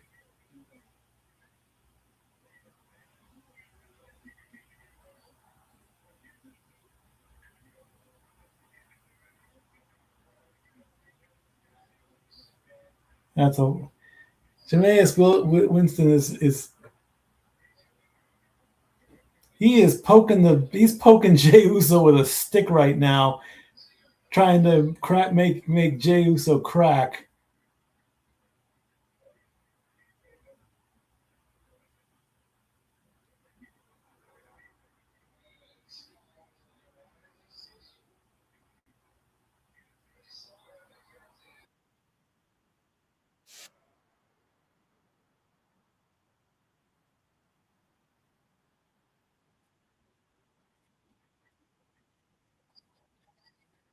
The second and to first, and that's going to end it for the Yankees.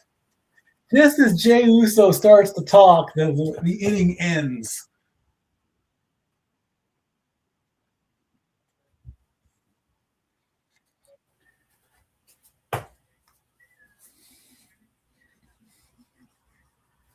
I'm going to have to try and find that clip because I wanted to hear what Jey Uso had to say, and then that's the end of it because the inning ends and you have to go to commercial.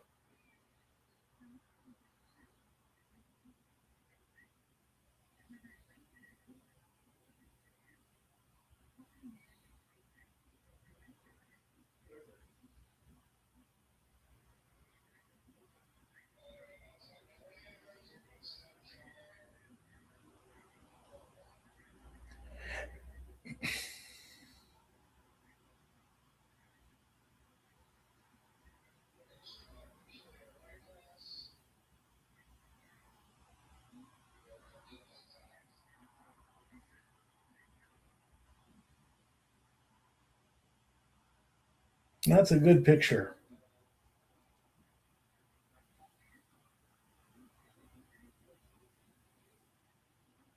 That's a good picture there. I like that picture.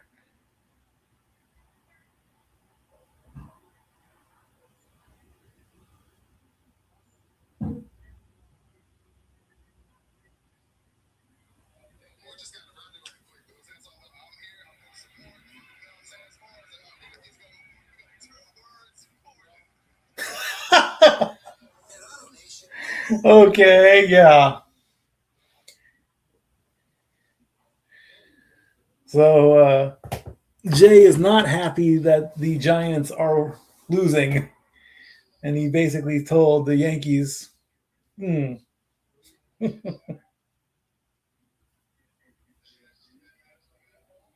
And I think we have a pitching change again coming up. Yes, we do.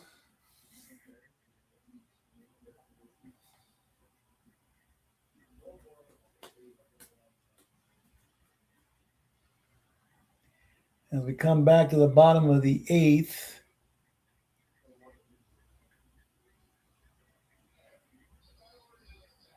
And first pitch to Bader is going to go straight to the center fielder. Brent Hedrick is now pitching for the Yankees.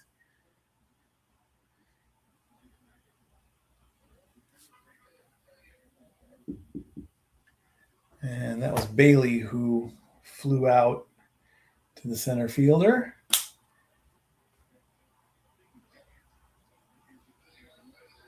A floating hot tub. Why? Why would you have a floating hot tub in the middle of Bacovi Cove?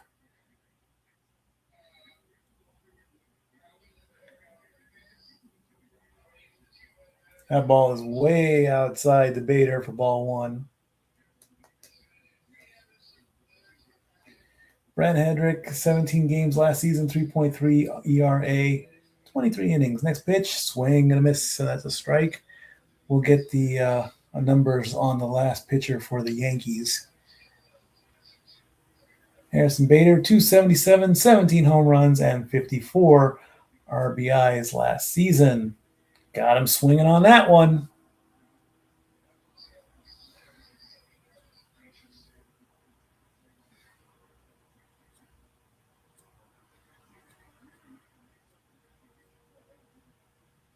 Swing and a miss, and down goes Bader.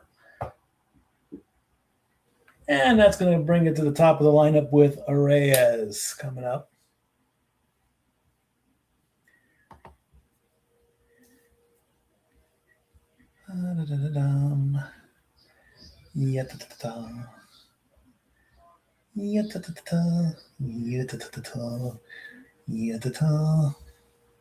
First pitch, got a piece of it, and that's going to be a base hit.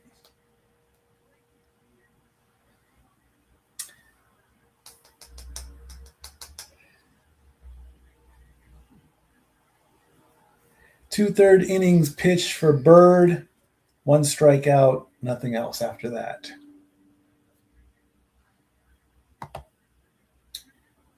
And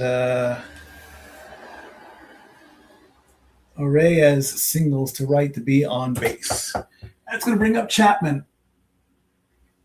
That was only the third hit for the Giants the entire game.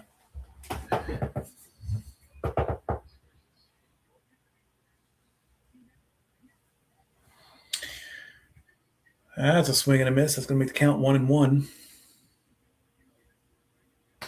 Oh, is today Undertaker's birthday?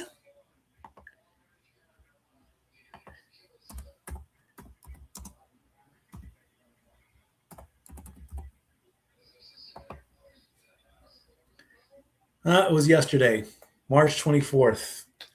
Undertaker is 61 years young. Well, happy belated birthday, Undertaker. 2-1 to count to Chapman. That's outside for a ball. That's going to make it 3-1. 61 years old for the Undertaker. Wow, wow, wow. Luis Reyes has a 16-game hit streak dating back to last season. Well, there you go. That ball's outside. That's going to put Chapman on base. Runners on first and second with a walk. And that's going to bring up Devers, who is 1 for 3.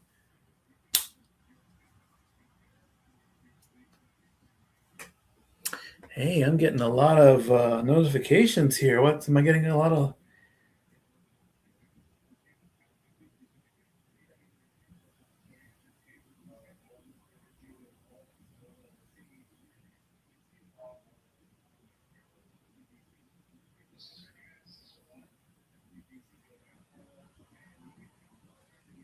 All right. Cool. How about that? We're having a meeting out there.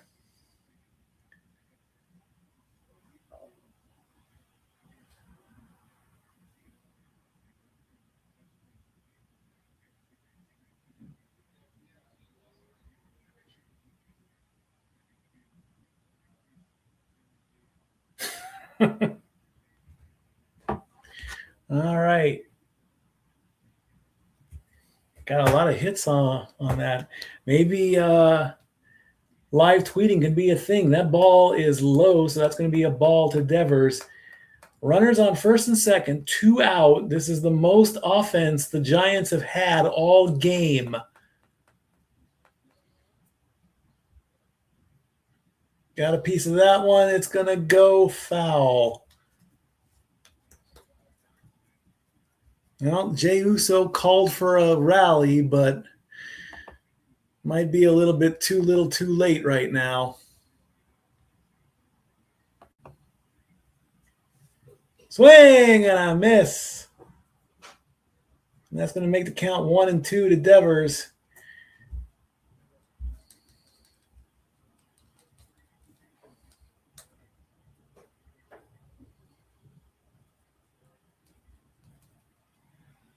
And he gets a piece of that one, and it's going to go into center field, and that's going to do it for that inning. On an F8. All right, Aaron Judge has one last chance to do something in San Francisco, because this will be his last at bat, I think.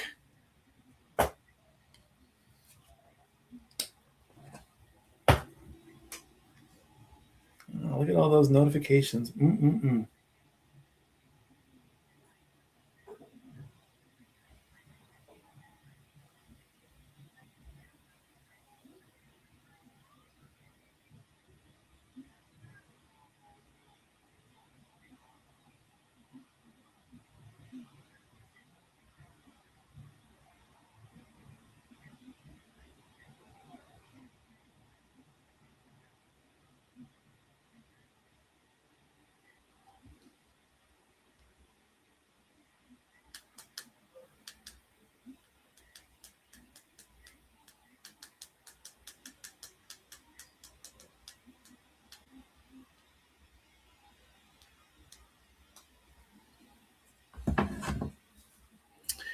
All right, we go to the top of the 9th.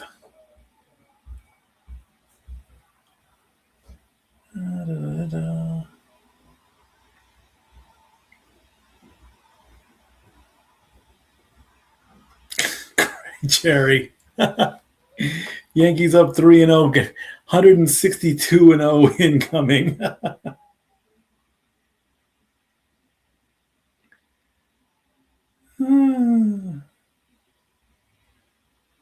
That's a good one.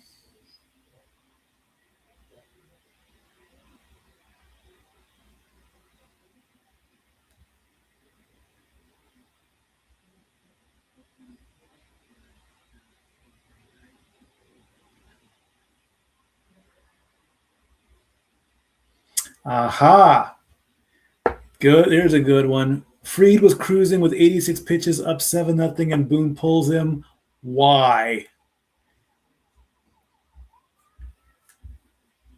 I ask the same thing.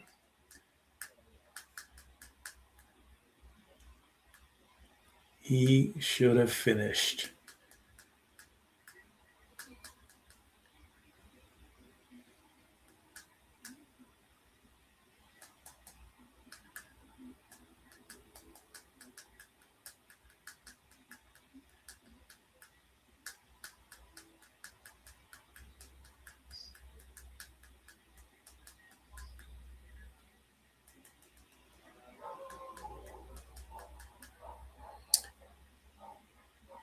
Judge is gonna, well, he actually hit the ball.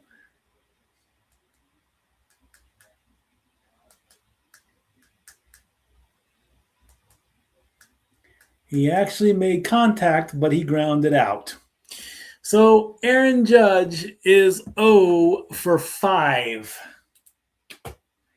He makes contact finally on a 5-3 ground out. Here comes Cody Bellinger.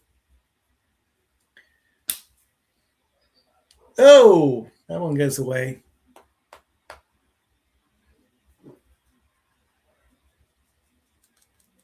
Caleb Killian is now the pitcher for the Giants.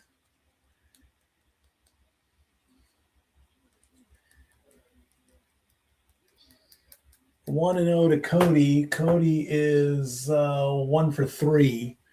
He singled and scored. He struck out twice. Cameraman, you want to move a little bit to the left there because you're way off center right now. That ball is low. That's going to make it 2-0.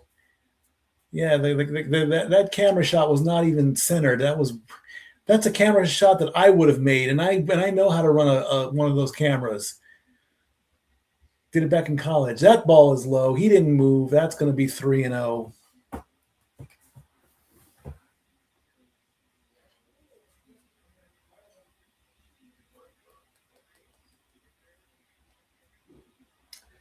The count, so he's got a pitch to waste right here. That's going to go pretty darn down the middle.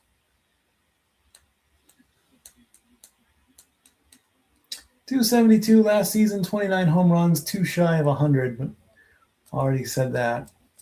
The 3-1, he can waste this pitch. It was low. It's going to ground to the second, and they got him. They got him on a 4-3, so that's going to end Bellinger's night.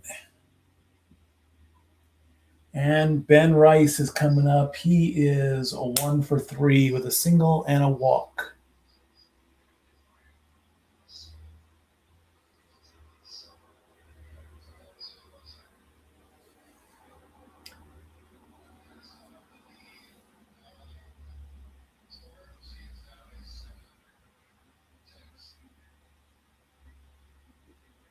That's in the corner. That's a strike. Again, the next game I'm calling Sunday night, the Guardians versus the Mariners on Peacock. Sunday night baseball is going to be a thing. Up in the corner on that one, it's going to foul back, making the count 0-2. And then maybe I'll take a look at this full schedule and see what game. We'll put the whole schedule out for the entire season. Oh, excuse me. That ball is low. Did he go? Nope, he didn't go.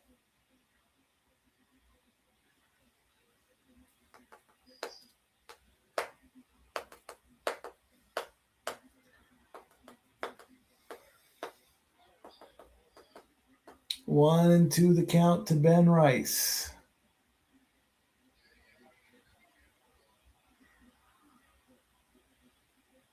Got him swinging. And that's going to end that. We go to the bottom of the ninth. 7-0 is the score. The Yankees have gotten 10 hits in one game, so they should get an 8th run for that. I say 10 hits equals 1 run. Just kidding.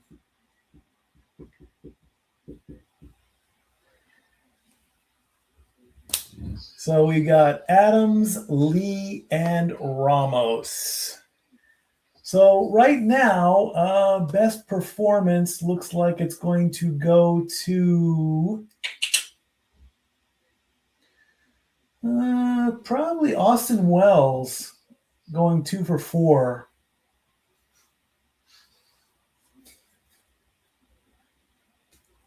I mean, the triple, Grisham's triple in the second inning was impressive. You can give honors for that one, but there hasn't been much really going on.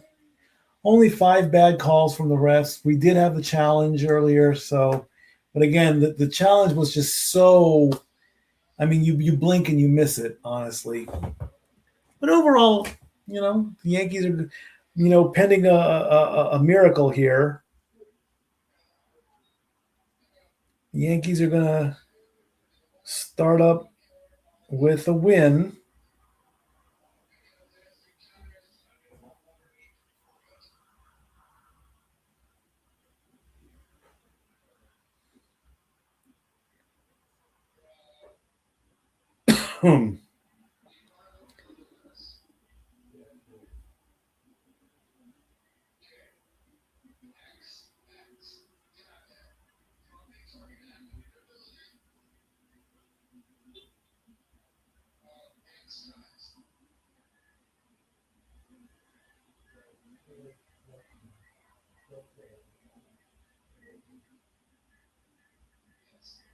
Oh, wow.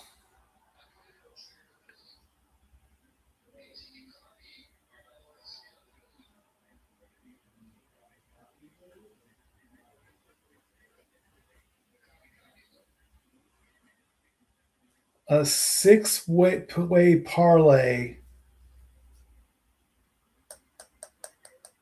that someone played on Underdog, and Judge was the only one that didn't even come close. Yeah, those parlays, man.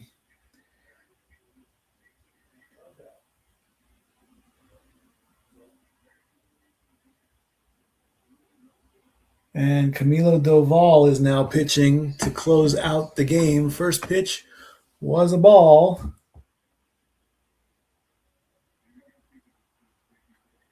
And that's going to go. Oh, and the shortstop drops the ball. And that is going to be an error for the Giants. So Adams gets on base. Let's take a look at that. He just bobbled the catch. So he reaches on an error. I'll put that on your bingo card.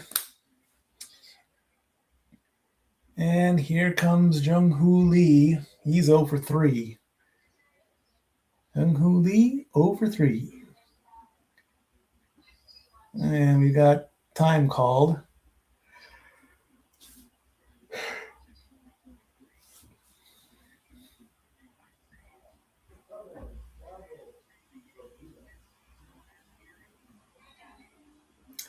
That's low.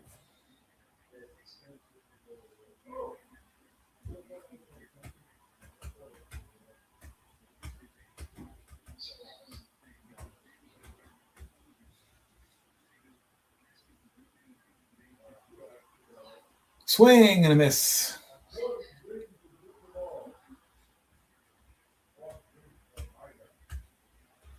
.266, 8 home runs, 55 RBIs last season for Jung-Hoo.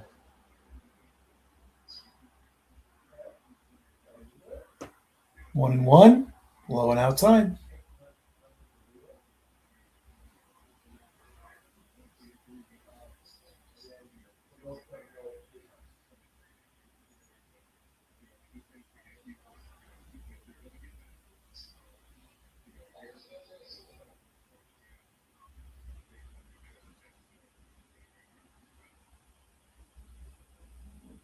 And I'm buffered. I'm frozen. Come on. I'm buffering this late in the game. Foul ball. It's going to make it 2 and 2. 2 and 2. The last 5 seasons, with the exception of 2023, have all been 90-game wins. They only did 82 in 2023. That ball's going to go right to the center fielder. That's one. All right, Ramos is up next. May 16th. The baddest woman on the planet fights Gina Carano on Netflix. I am worried about that match. I wonder what the odds are on Gina Carano. First pitch to Ramos. That pitch looked kind of low, and then I went into a buffer, so I can't really call it bad. It is called a strike, but I don't know about that one.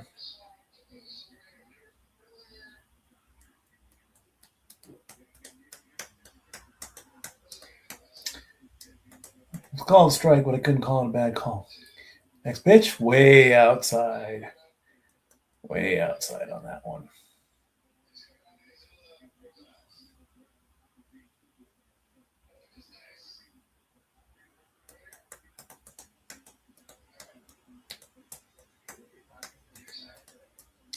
One and one to count to Ramos. That one gets away. And that's probably going to be a wild pitch. Yep. So Adams is going to advance on a wild pitch. And for the second time in 2 innings, the Giants have a runner in scoring position.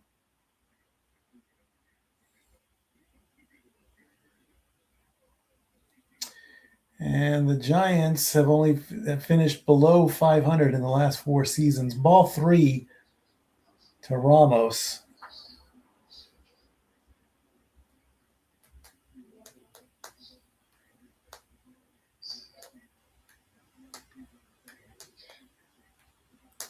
Three and one to Ramos, so he's got a pitch to waste on this one. He gets a piece of it. It's going to go shortstop to first. Runner is going to advance to third. And that's going to be 2 away. And the Giants are down to their last out. The Yankees, this is the closest they've had to anybody scoring. They're trying to avoid that shutout. Good stretch there, too, by the first baseman. He got a hold of that one. All right.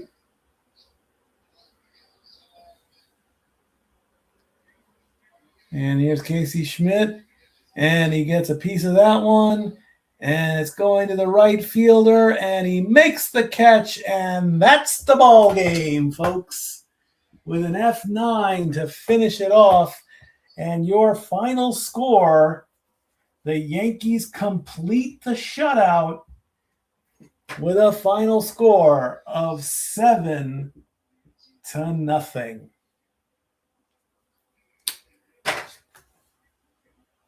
Game 1, win 1 for the Yankees.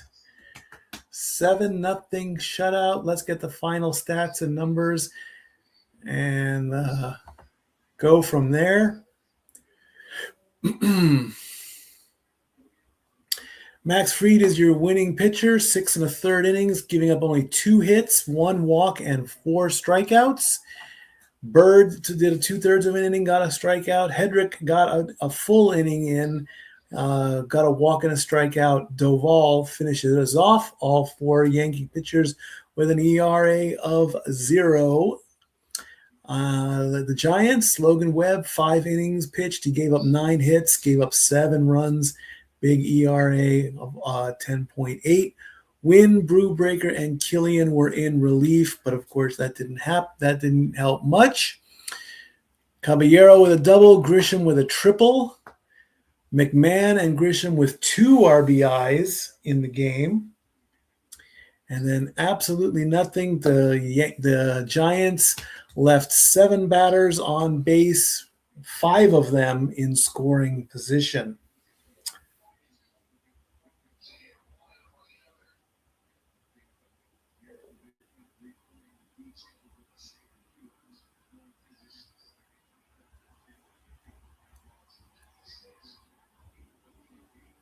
And that is going to do it for this watch along. So we're going to turn on as the Giants fans start to exit McCovey Cove and Oracle Park. It's only game one of a 3-game series. You just got to come back and try again. But the Yankees said nope. The Yankees are going to play spoiler, as they did 7-0. And of course, we did have the first challenge of the new season, but of course there was nothing to it really, because it just happened so quick, and they upheld it. So maybe that's going to be a thing. Who knows? So coming up tomorrow, it is opening day for 11. Let me make sure. 1, 2, 3, 4, 5, 6, 7, 8, 9, 10, 11 for 22 teams, 11 matchups. Tomorrow at 1:15 Eastern, the Pirates take on the Mets. That's going to be on NBC Peacock. And pretty much everything else is going to be on the MLB network. Remember, T-Mobile fans, if you have T-Mobile, you get MLB for free. So make sure you get that squared away by the end of the week. I'll be doing that tomorrow. The White Sox take on the Brewers at 2:10. All times are Eastern, so go back 3 hours if you're on the Pacific Coast. The Nationals take on the Cubs at 2:20. The Twins start their season against the Orioles at 3:05. Red Sox take on the Reds at 4:10. Then my Angels take on the Astros at 4:10 as well. The Tigers take on the Padres. The Rangers take on the Phillies. The Rays take on the Cardinals at 4:15. The Diamondbacks take on the Dodgers at 8:30. That's going to be on NBC Peacock as well. And finally, game one of the series between the Guardians and the Mariners. Game 3, maybe even game 4. I think that's even a 4-game series, because they're playing Thursday, Friday, Saturday, and Sunday. So it's the last game in a 4-game series between the Guardians and the Mariners.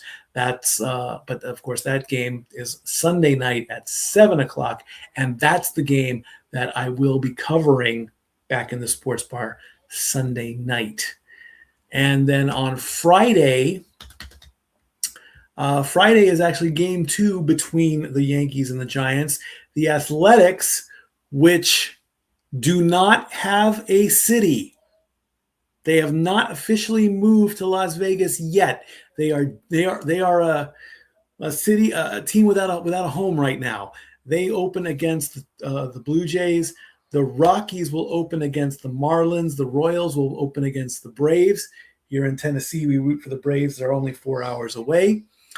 And that's going to pretty much get everything ready for Saturday, where I think by then all the teams should be able to play on. Keep watching everything on the Casa D18 studios and the Simply Reliable studios. We're out there in full force and all of that. Again, thank you to everybody who watched, and to everybody whose tweets I put out on X. Maybe that's going to be a thing. I really don't know. We'll find out on Sunday. In the meantime, be safe. Have a lot of fun. Enjoy the rest of your week. I will see you Sunday night, 7:00 Eastern. Let me do one final confirmation on that. I want to make sure I get the time correct. Sunday, March 29th, 7:20 Eastern, Guardians versus Mariners. I'll probably be on the air around maybe 6:30 or so as a pregame. But here's your final 7-0 game 1 in the books.